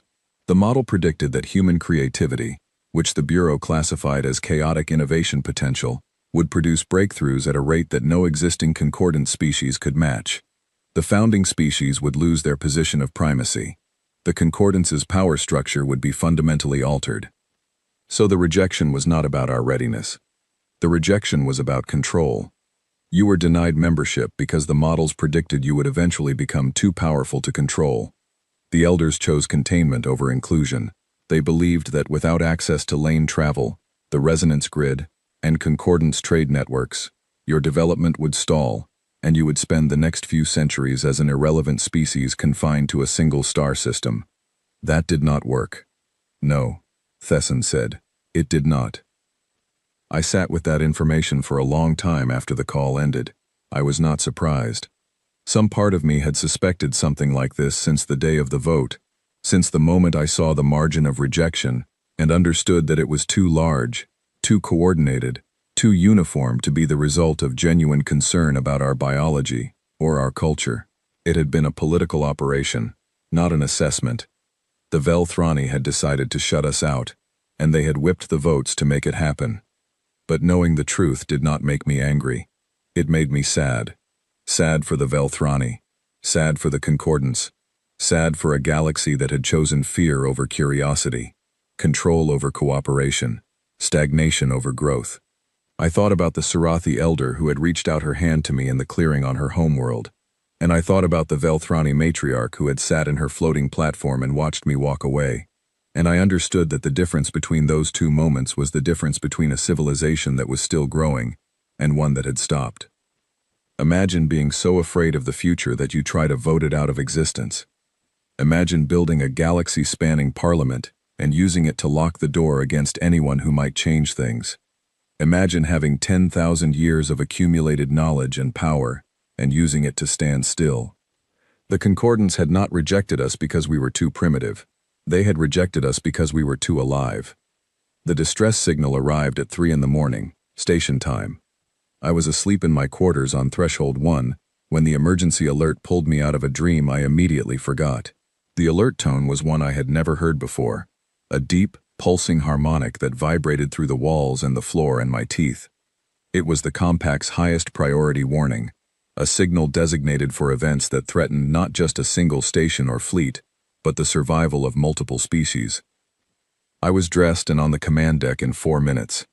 Helen was already there, standing at the central display with her arms crossed and her face showing an expression I had seen only once before, the day she had told me about Threshold for the first time. Controlled intensity. A mind processing information faster than a mouth could report it. "What happened?" I said. She pointed at the display. A 3-dimensional map of the border region between Concordant space and the Void March rotated slowly, and at its center, a pulsing red marker indicated something that should not have been there. 12 hours ago, a spatial anomaly opened in the border region, Helen said. It is not like the anomalies in the Void March. Those are natural, stable enough to map and navigate around. This one is different. It is a rupture, a tear in the fabric of subspace itself, and it is expanding. How fast? At its current rate, it will consume the 3 nearest star systems within 90 days, 6 more within a year. I stared at the display. 9 star systems, billions of inhabitants, concordant citizens and compact partners alike. What caused it? We do not know yet. Our spatial physics teams are analyzing the data, but the rupture's energy signature does not match anything in our models. Simon is already on his way here with a team from the Buenos Aires lab. He says the preliminary readings suggest it is not natural. Not natural. He thinks something triggered it, something deep in the galactic core. He used the word activation, as if a mechanism that had been dormant was suddenly turned on. Over the next 48 hours, the picture became clearer and worse. The rupture, which the media quickly began calling simply the rupture, was growing at an accelerating rate. Spatial distortions radiated outward from its center, like ripples from a stone dropped into water, and those distortions were wreaking havoc on everything they touched. Gravitational fields warped, electromagnetic spectra shifted, and most critically for the Concordants, the lane travel corridors in the affected region began to destabilize. The lanes were rigid structures. They depended on precise spatial geometry to function, and the rupture's distortions were bending that geometry out of tolerance.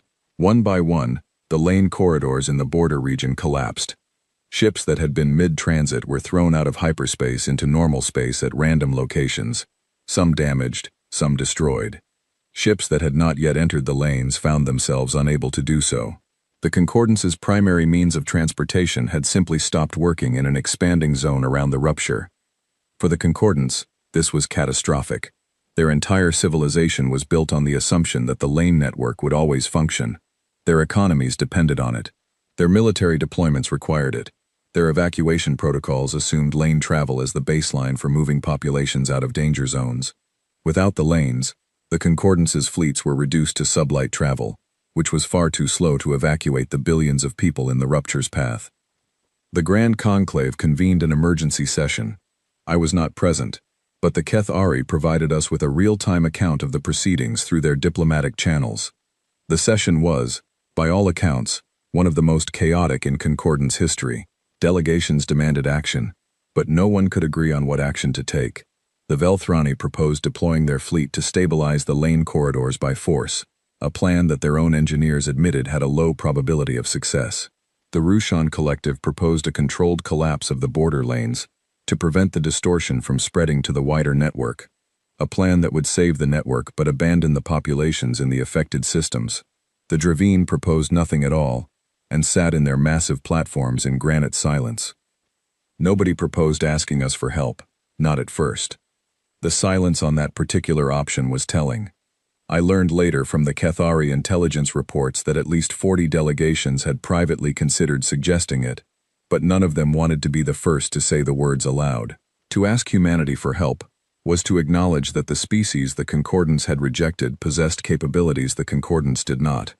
It was to admit that the rejection had been wrong, that the Void March exploration had been right, that the entire edifice of Concordance technological supremacy was built on a foundation that had a crack in it the size of a small civilization. No one wanted to be the delegate who said those words and became the face of that admission. Meanwhile, people were dying. The spatial distortions had already claimed 2 research stations and a civilian transport that had been caught in a gravity shear between collapsing lane corridors. The death toll was climbing. Emergency shelters on the inhabited worlds in the rupture's path were filling with families who had nowhere to go and no way to leave. The most powerful political institution in the galaxy was watching its citizens face destruction and arguing about procedure. It was the Cathari who finally said it. Sarah, who had risen to the position of senior delegate in the years since she had given me the data chip, stood in the Grand Conclave and pointed out what should have been obvious. The humans had technology that worked without lane corridors. The humans had ships that could navigate spatial distortions. The humans had been operating in conditions similar to the rupture zone for years, because the Void March was full of spatial anomalies, and the humans had built their entire frontier infrastructure around the ability to function within them. If we want to save those people, Sarah said, and I was told her voice was steady and clear in a chamber full of raised voices, we need to ask the species we expelled from this chamber to come back and help us. The Velthrani objected. Of course they objected. Asking humanity for help was an admission that the rejection had been wrong, and the Velthrani were not ready to make that admission. But the clock was running, the rupture was growing, and the billions of people in its path did not care about Velthrani pride. The request arrived through the Cathari diplomatic channel, because the Concordance's official channels were still tangled in procedural objections about whether a formal request for assistance from a non-member species was even legally permissible. The request was not elegant. It was not wrapped in diplomatic language. It was a raw, desperate, undisguised plea for help. Helen did not hesitate. She did not convene a committee. She did not consult the Compact Council, though she informed them immediately afterward. She opened the Daemon network to the Concordance's emergency frequencies and broadcast a single message on all channels. This is Secretary General Helen Cross of the Terran Open Compact. We are coming. Hold on. The Compact fleet mobilized in 6 hours. 43 ships from 12 species, led by the Perseverance, and carrying every available fold-step drive unit and cascade reactor module. Grace Elliott commanded the fleet from the Perseverance's bridge, and I stood beside her because there was nowhere else I could imagine being. We jumped into the rupture zone, and for the first time since I had watched the stars rearrange themselves on our maiden voyage into the Void March, I felt genuine fear. The rupture was enormous. It dominated the viewport like a wound in the sky, a jagged tear in the darkness that glowed with a sickly amber light and pulsed with rhythms that felt wrong, not in any way I could articulate technically, but in some deeper, more instinctive sense. It was like looking at something that should not exist, a violation of the fundamental rules that held reality together. The space around it was warped and churning, and through the distortions, I could see the faint points of light that were star systems with inhabited worlds, worlds full of people who had no way to leave. Our fold-step drives worked. They worked as they had always worked in the Void March, folding space around the distortions, stepping through the chaos like a person walking between raindrops. The Concordance ships that were stranded in the zone could not believe what they were seeing. We appeared out of nowhere, ship after ship, materializing in stable space pockets throughout the danger area. Our Daemon network relays immediately established communication links with every stranded vessel and every inhabited station, creating a coordination grid that replaced the collapsed resonance grid nodes. The evacuation began. I will not describe every moment of it, because the scope was too large and too complex for any single perspective to capture. I can tell you what I saw from the Perseverance. I can tell you about the Velthrani colony ship that we found drifting in a gravity shear, its lane drive burnt out, its life support failing, carrying 14,000 people. Grace brought the Perseverance alongside, and our crew established hull-to-hull contact using biome hull connectors that bonded with the colony ship's exterior and formed an airtight seal in minutes. We began transferring passengers immediately. 14,000 Velthrani walked through a corridor of living material grown from human technology, from their crippled ship to ours, and every one of them was given water, food, and a safe place to sit. I can tell you about the mixed convoy that Nathan Ellis navigated through a field of gravitational distortions so dense that conventional navigation would have been suicide. Nathan used the spatial mapping techniques we had developed in the Void March, reading the distortion patterns like a sailor reading currents, finding paths of relative stability through the chaos, and guiding 37 ships carrying over 200,000 evacuees along those paths to safety. I can tell you about the Surathi medical teams who worked alongside human doctors in improvised triage centers on every ship in the fleet, treating injuries caused by the spatial distortions, decompression accidents, and the sheer physical stress of emergency evacuation. The Surathi had no prior experience with Velthrani physiology, but they learned fast, and their calm, methodical approach to medicine complemented the human doctor's intensity in ways that saved lives. I watched a Surathi healer and a human surgeon work side by side on a Velthrani child who had been injured during the gravitational shear that damaged her colony ship. The Surathi steadied the child with gentle hands, her skin cycling through calming shades of blue that seemed to ease the child's distress, while the surgeon worked with quick, precise movements to stabilize a fracture that Velthrani anatomy made complicated. They did not speak the same language. They did not share a species or a homeworld or a medical tradition. But they saved that child's life together. And when it was done, the Surathi healer placed her hand on the surgeon's shoulder, and her skin turned a shade of green that meant gratitude. And the surgeon nodded, and they moved to the next patient without a word. I can tell you about the communication officers who worked around the clock on the Damon network, coordinating the movements of hundreds of ships across a zone of space where conventional communication was unreliable. Every relay had to be repositioned constantly as the spatial distortions shifted, and every coordination signal had to be routed through a maze of interference patterns that changed by the hour. A young communications specialist named Oliver Penn, who had been recruited out of a university program in Edinburgh, and who had never seen anything more dangerous than a laboratory simulation, spent 72 hours without sleep keeping the coordination network functional. When I ordered him to rest, he looked at me with red-rimmed eyes and said, "There are ships out there that need to know where to go. I will rest when they are safe." He rested 4 hours later, when the last ship in his sector cleared the distortion zone, and he slept for 14 hours straight on the floor of the communications bay, because he did not make it to his bunk. And I can tell you about the moment that still wakes me up at night, not with fear, but with a complicated emotion that sits somewhere between pride and grief. Simon Blake had devised a plan to stop the rupture, not just to evacuate people from its path, but to actually close it. The plan was audacious, untested, and relied on a theoretical framework that Simon himself admitted was only about 70% complete. The idea was to use a network of cascade reactors, deployed in a specific pattern around the rupture's perimeter, to generate a counter-distortion field that would essentially stitch subspace back together. Each reactor would produce a localized spatial stabilization effect, and the overlapping effects from multiple reactors would, in theory, create a pressure that pushed the tear closed. The problem was that the reactors had to be placed precisely, and some of the placement points were deep inside the rupture's most violent distortion zones. Ships that carried reactors to those points would be operating in conditions where even fold-step drives were unreliable. The spatial distortions near the rupture's core were so extreme that the probability of a successful fold-step jump dropped below 50%. Any ship that went in might not come out.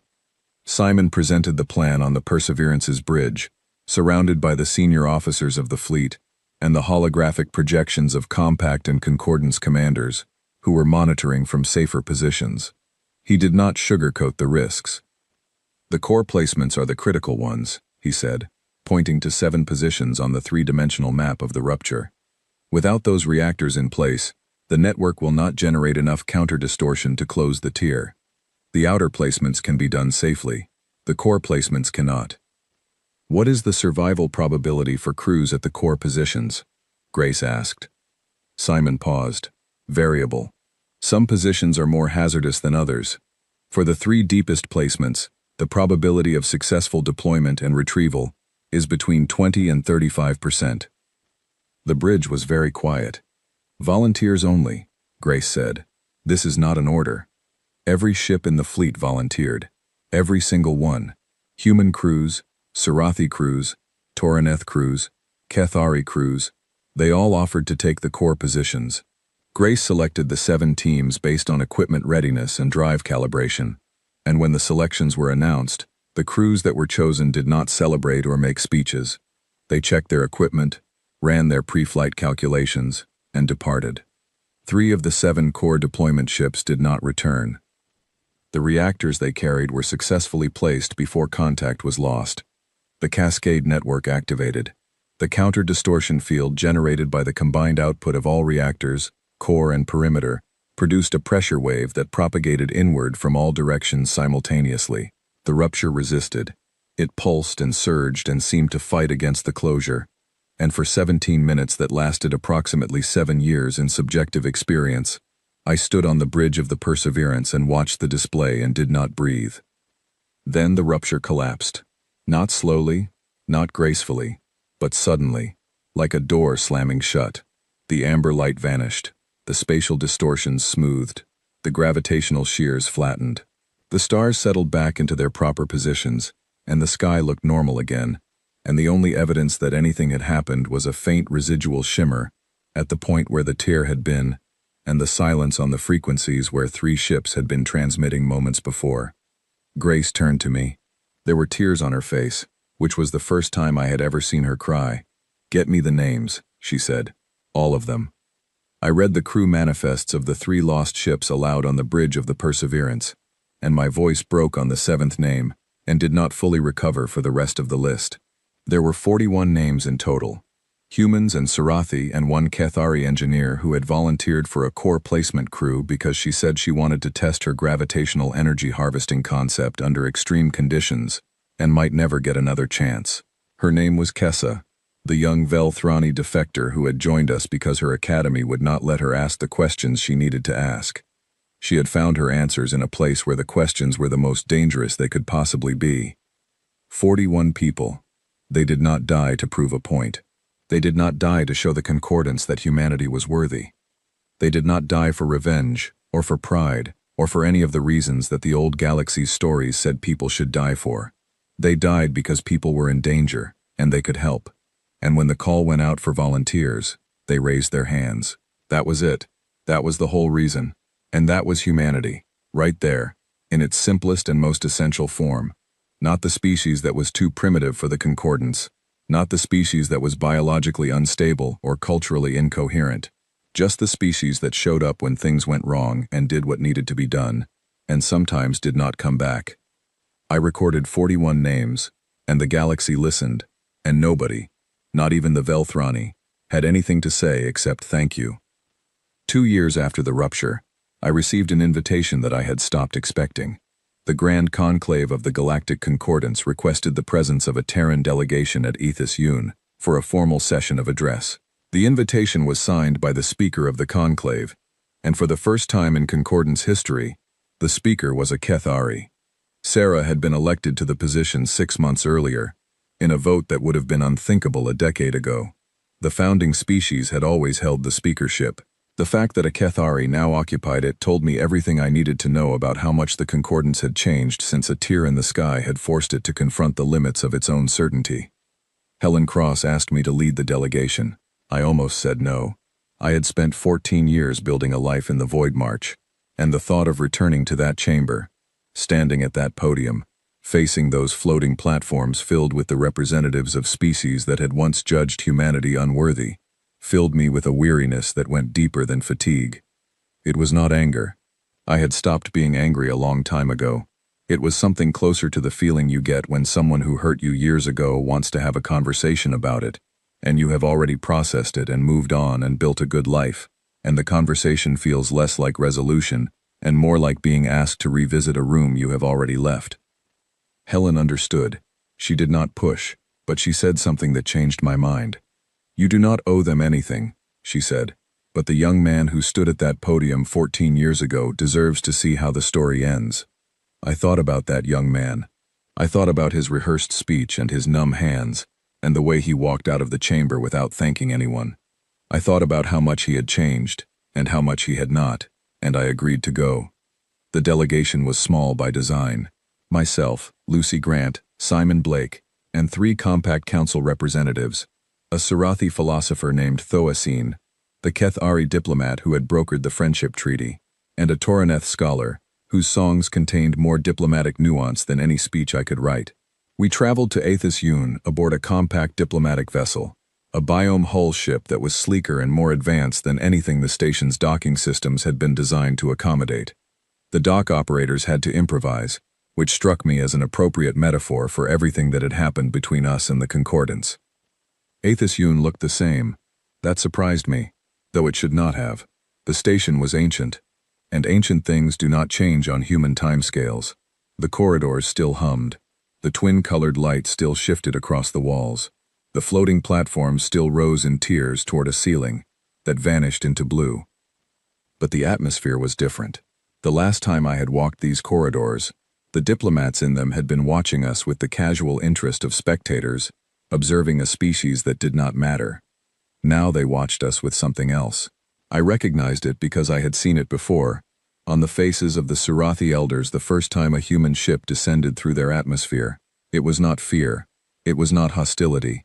It was a recalibration, the visible process of adjusting an understanding of reality to accommodate new information. They were looking at us and revising their assumptions in real time, and the revision was not comfortable.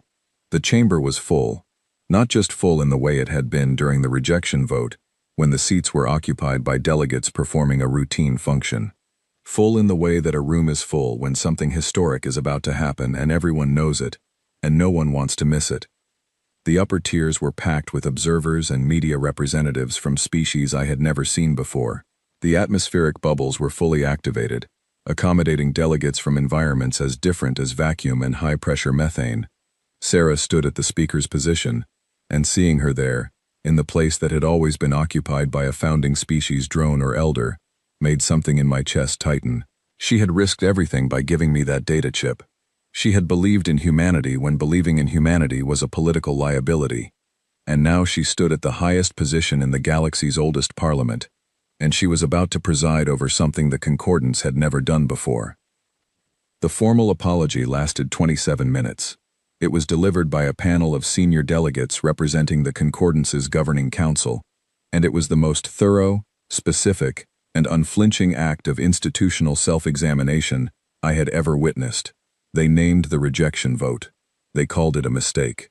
They identified the Velthrani Strategic Forecasting Bureau's risk assessment as the actual motivation. They acknowledged that the stated grounds, biological instability, cultural incoherence, technological prematurity, diplomatic volatility, had been pretexts designed to disguise a political decision driven by fear of human potential. They apologized for the 40 years of diplomatic effort that had been wasted. They apologized for the species in the Void March that had been left in isolation because the Concordance had chosen not to explore the region. They apologized for the lives lost during the rupture evacuation, lives that might not have been lost if humanity had been a member of the Concordance with full access to its resources and intelligence networks. The Velthrani delegation sat through the apology in silence. The elders, the old guard who had orchestrated the rejection, did not move. Their compound eyes were fixed forward, their bodies perfectly still. But around them, on the surrounding platforms, younger Velthrani delegates did something I had never seen members of that species do in a formal setting. They stood. One by one, they rose from their seats and remained standing for the duration of the apology. It was a Velthrani gesture that I later learned signified agreement with a statement that one's elders had opposed. It was an act of quiet rebellion, performed in the most public setting imaginable, by members of the galaxy's oldest civilization, against the traditions of their own governing class. When the apology concluded, Sarah turned to me and said, "The delegation from the Terran Open Compact is invited to address the chamber." I stood up. I walked to the podium. It was the same podium. The cold, not glass, not crystal surface under my fingers was exactly as I remembered it. The chamber stretched out before me, tier after tier of alien faces, thousands of eyes and optical sensors and sensory organs I did not have names for, all focused on the human standing, where a human had stood 14 years ago, and been told he was not welcome. I had written a speech. I had spent 3 days on it, refining every word, calibrating every sentence for diplomatic precision and emotional resonance. I had practiced it in my quarters, and timed it and tested it against the translation matrix to ensure it would render accurately in every linguistic format the chamber required. I did not use the speech. Standing at the podium, looking out at the chamber, I set the prepared text aside and spoke from a place that was deeper and more honest than anything I could have written in advance. "Thank you," I said. "The apology we have just heard was brave and specific and true, and I want to acknowledge the courage it took to deliver it. Institutional self-criticism is one of the hardest things any organization can do, and the Concordance has done it with a thoroughness that commands respect." I paused. The translation matrix hummed as my words rippled outward through 16,000 linguistic formats. "You have offered us full membership in the Concordance, retroactive recognition of our species' contributions, a permanent seat on the Security Conclave, lane travel access, technology exchanges, reparations. By any measure, you have offered us everything we originally asked for, and more." Another pause. I could feel the chamber leaning forward, thousands of beings waiting for the acceptance, for the moment when humanity would finally take its rightful place in the galactic order. We respectfully decline. The silence that followed was the loudest sound I have ever heard. It was not the silence of shock, though shock was part of it. It was the silence of a galaxy recalculating, the moment when 4,000 civilizations simultaneously realized that their fundamental assumption about what humanity wanted had been wrong. "The Terran Open Compact is not a consolation prize," I said, and my voice was steady because I meant every word with every part of myself. "It is a home. 31 species built it together, from nothing, in a region of space that everyone else had given up on. We built it without permission, without assistance, and without the expectation that anyone would ever approve of what we were doing. We built it because building things together is what we do. It is what humans have always done, and it is what the species who chose to join us have always done. And the thing we built is not something we are willing to subordinate to an institution that told us we were not welcome." I saw Sarah's eyes widen slightly. I saw the Velthrani elders go absolutely rigid. I saw the younger Velthrani who had stood during the apology exchange glances with each other, and I could not tell whether their expressions held dismay or something closer to admiration. Joining the Concordance would mean adopting lane travel when our fold-step drives go further and faster. It would mean connecting to the resonance grid when our daemon network is open and free. It would mean entering a hierarchy when we have built a partnership. It would mean telling the 30 species who trusted us, who left their old lives behind and built something new with us in the Void March, that the alliance we created together was just a waiting room for the real institution. I shook my head. "We will not do that. They deserve better. We all deserve better." I let the words settle. Then I continued. "But I did not come here to close a door. Humanity has never been interested in closing doors. We came here to open one." I outlined the counteroffer that Helen and I had developed over weeks of careful discussion with the Compact Council. The Concordance was welcome to join the Compact's open trade framework.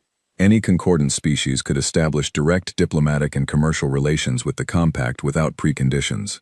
Technology sharing would be mutual and voluntary.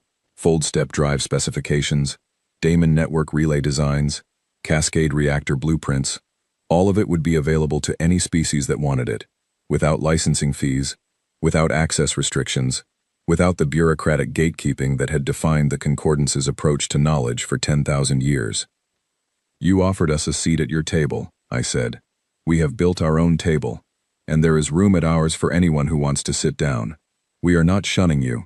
That was never who we were. The door is open. It always was. I stepped away from the podium. The chamber remained silent for 5 seconds. Then the Kethari delegation stood and signaled formal acceptance of the counteroffer. 12 other species followed within the hour. By the end of the day, preliminary trade and cooperation agreements had been initiated with 37 concordance member species, more diplomatic progress than the entire 40-year membership campaign had achieved. The Velthrani said nothing. Their elders left the chamber in a formation so rigid and precise that it looked choreographed. The younger delegates stayed behind, and several of them approached our delegation afterward with expressions that mixed embarrassment, hope, and something that I chose to interpret as the beginning of understanding. Thesson was among them.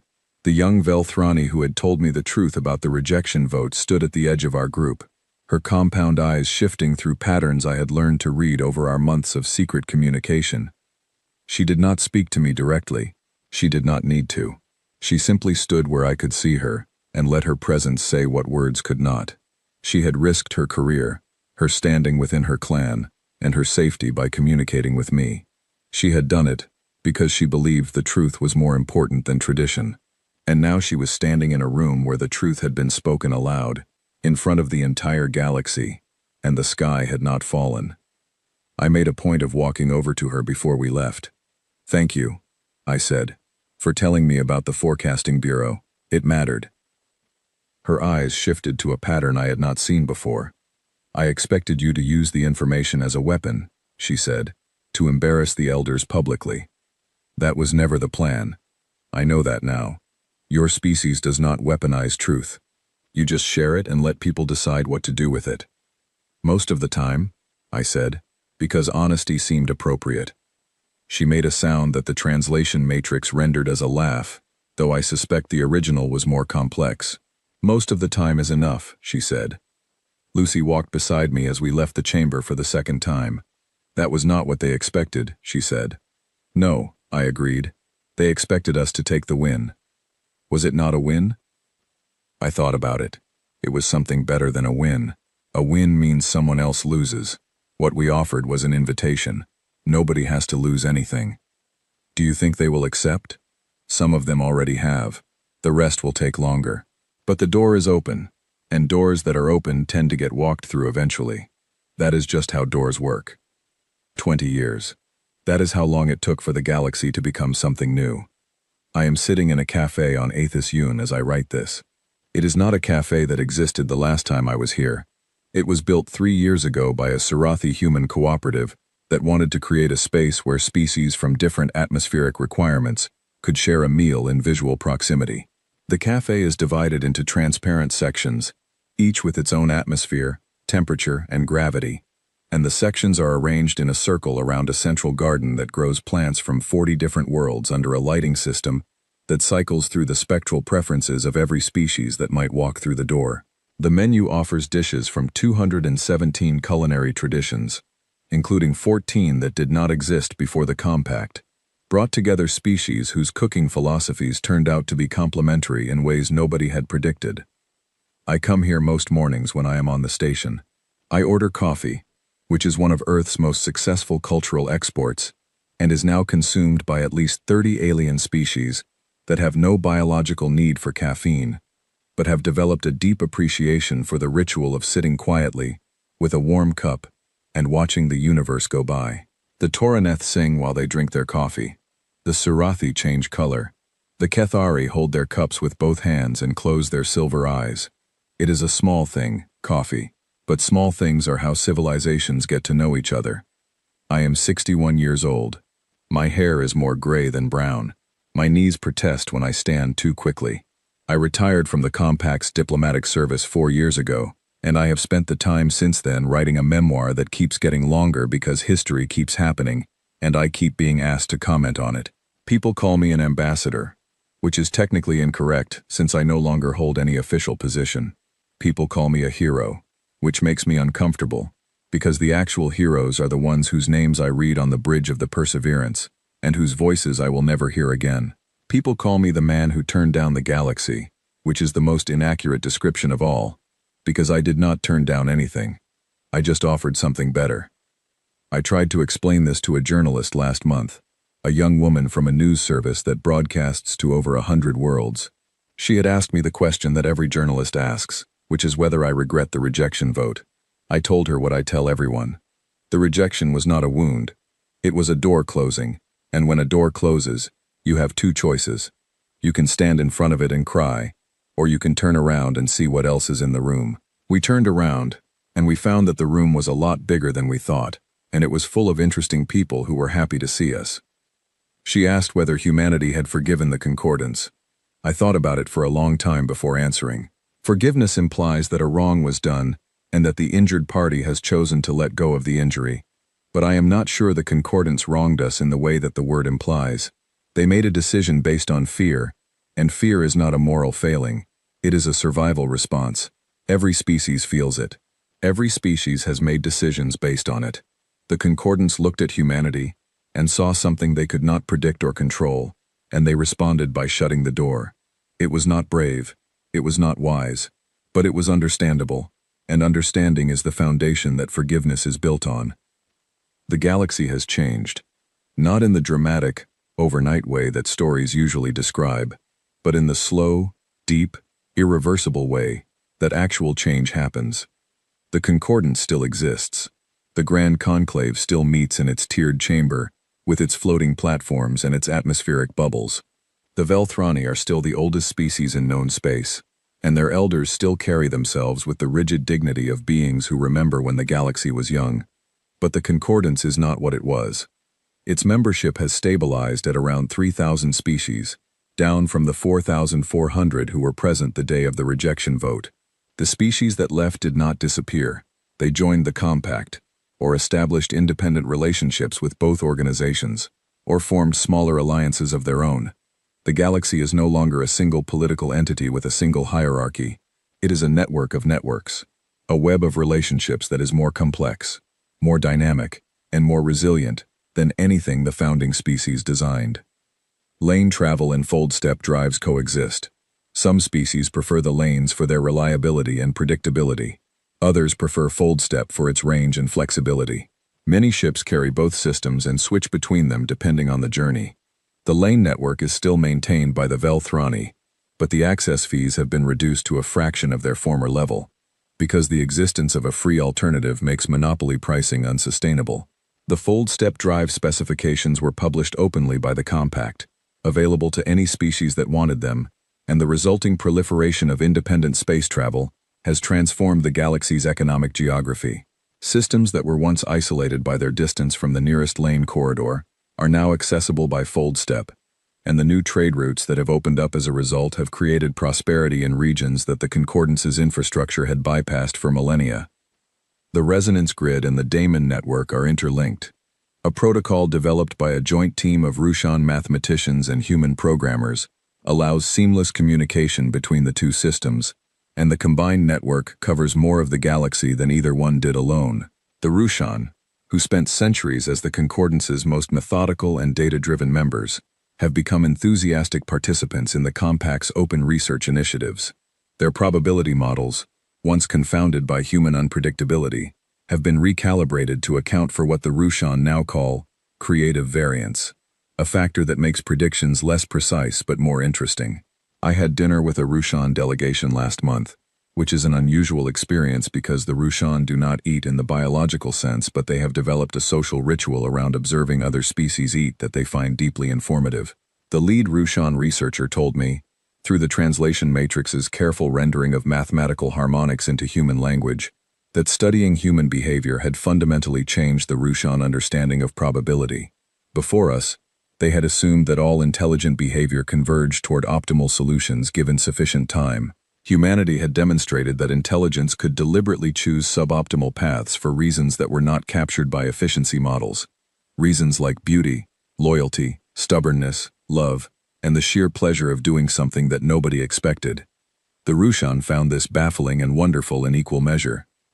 The Dravine, who had spent the entirety of my diplomatic career treating carbon-based life as a temporary inconvenience, have undergone perhaps the most surprising transformation of all. The Dravine are silicon-based, ancient, patient, and until recently, profoundly uninterested in any species whose biology they considered ephemeral. But the cascade reactor technology caught their attention. Silicon-based life has enormous energy requirements, and the Dravine had spent millennia struggling with the limitations of stellar fusion to power their massive civilization. The cascade reactors, with their effectively unlimited energy output, represented a solution to a problem the Dravine had assumed was unsolvable.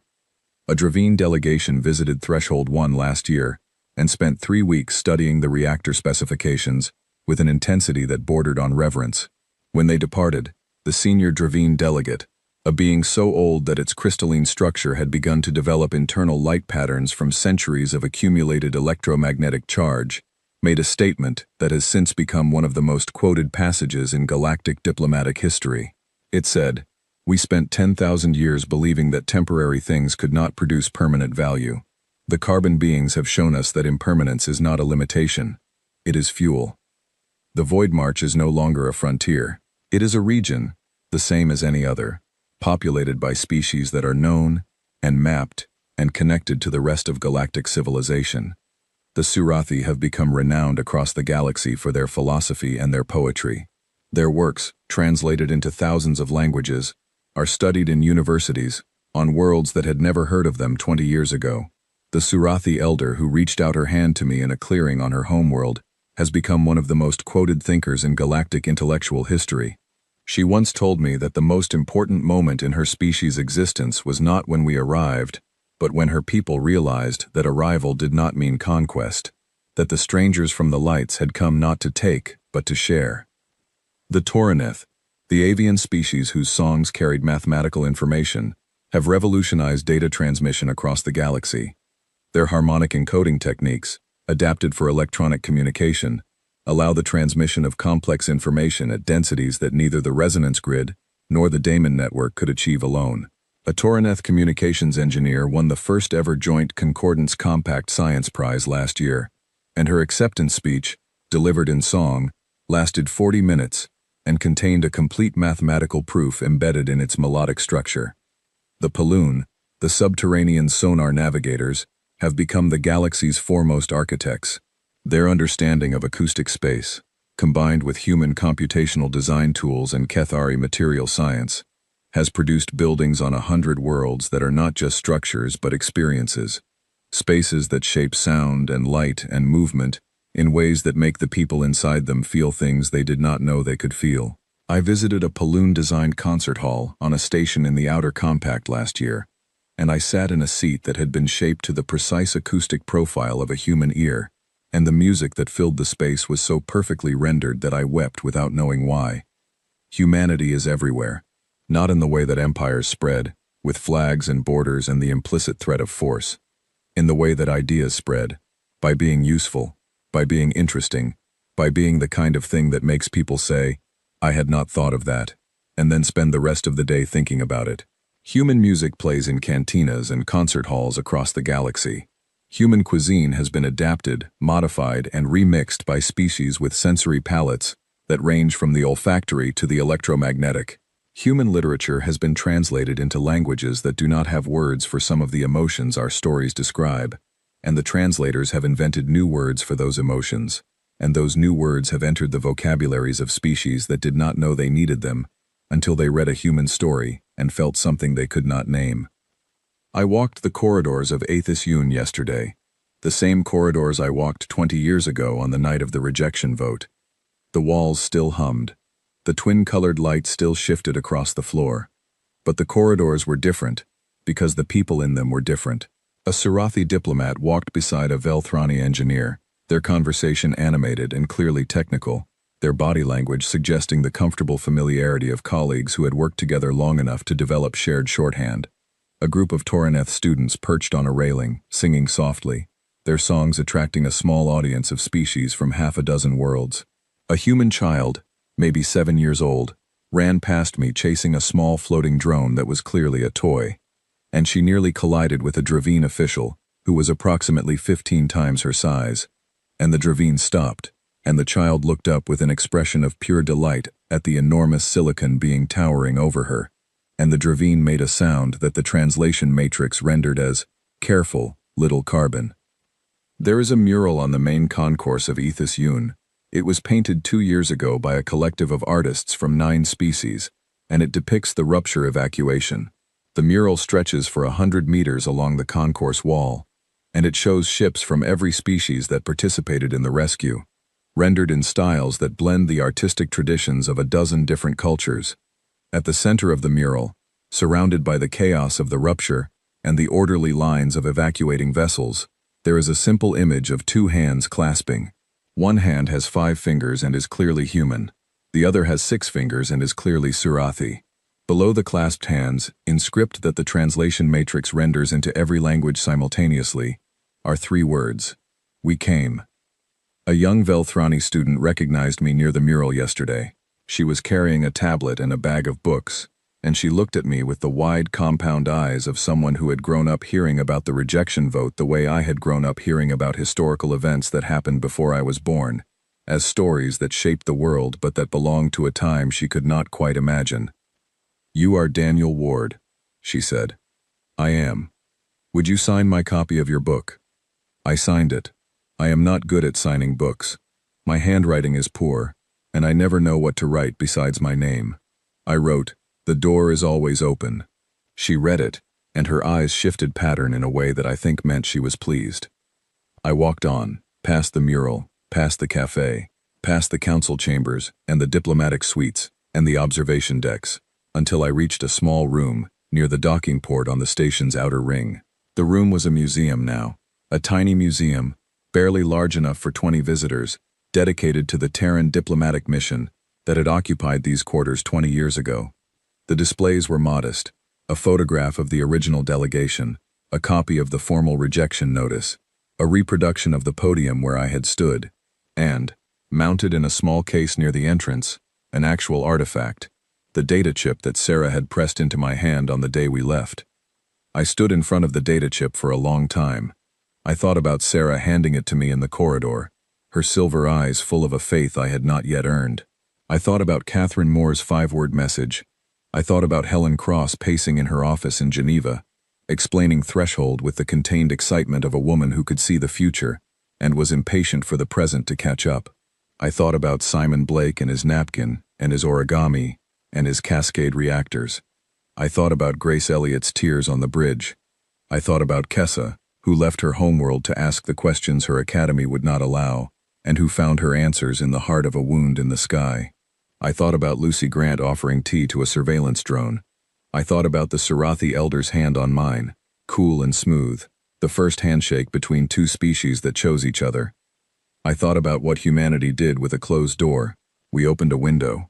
We climbed through it. We found a garden that nobody else had bothered to visit, and then we invited the whole neighborhood over. In the evening, I went back to the main concourse and sat on a bench near the observation windows. The stars beyond the glass were the same stars that had been there 20 years ago, and 20,000 years ago, and would be there long after the Concordance and the Compact and humanity itself had become history. A Velthrani elder sat down on the bench beside me. She was very old, older than any Velthrani I had met, her carapace worn smooth by decades and her compound eyes dimmed to a soft amber. I did not recognize her at first. Then I did. She was one of the elders who had voted against Earth, one of the original architects of the rejection. We sat in silence for a while. The stars turned slowly beyond the glass. "I was afraid of your species," she said. Her voice through the translation matrix was thin and careful, like something that might break if handled too roughly. "Why?" I asked, though I already knew. "Because you do not wait for permission to hope." I let that settle into the space between us. Outside the window, a ship that was half biome hull and half conventional alloy glided past, a hybrid vessel from one of the new cooperative shipyards, crewed by members of 5 different species, heading toward a destination that no single civilization could have reached alone. "Is that so frightening?" I asked. The elder considered the question for a long time. "It was," she said finally. "It was the most frightening thing in the galaxy. A species that simply decides to build a future without waiting for anyone to tell them they are allowed. We had spent 10,000 years building systems of control, systems of permission, systems of hierarchy, and then your species arrived and walked straight through all of it as if it were not there.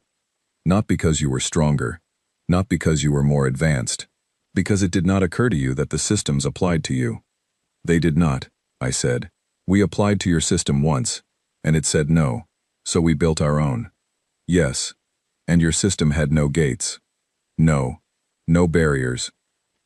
No, no application process.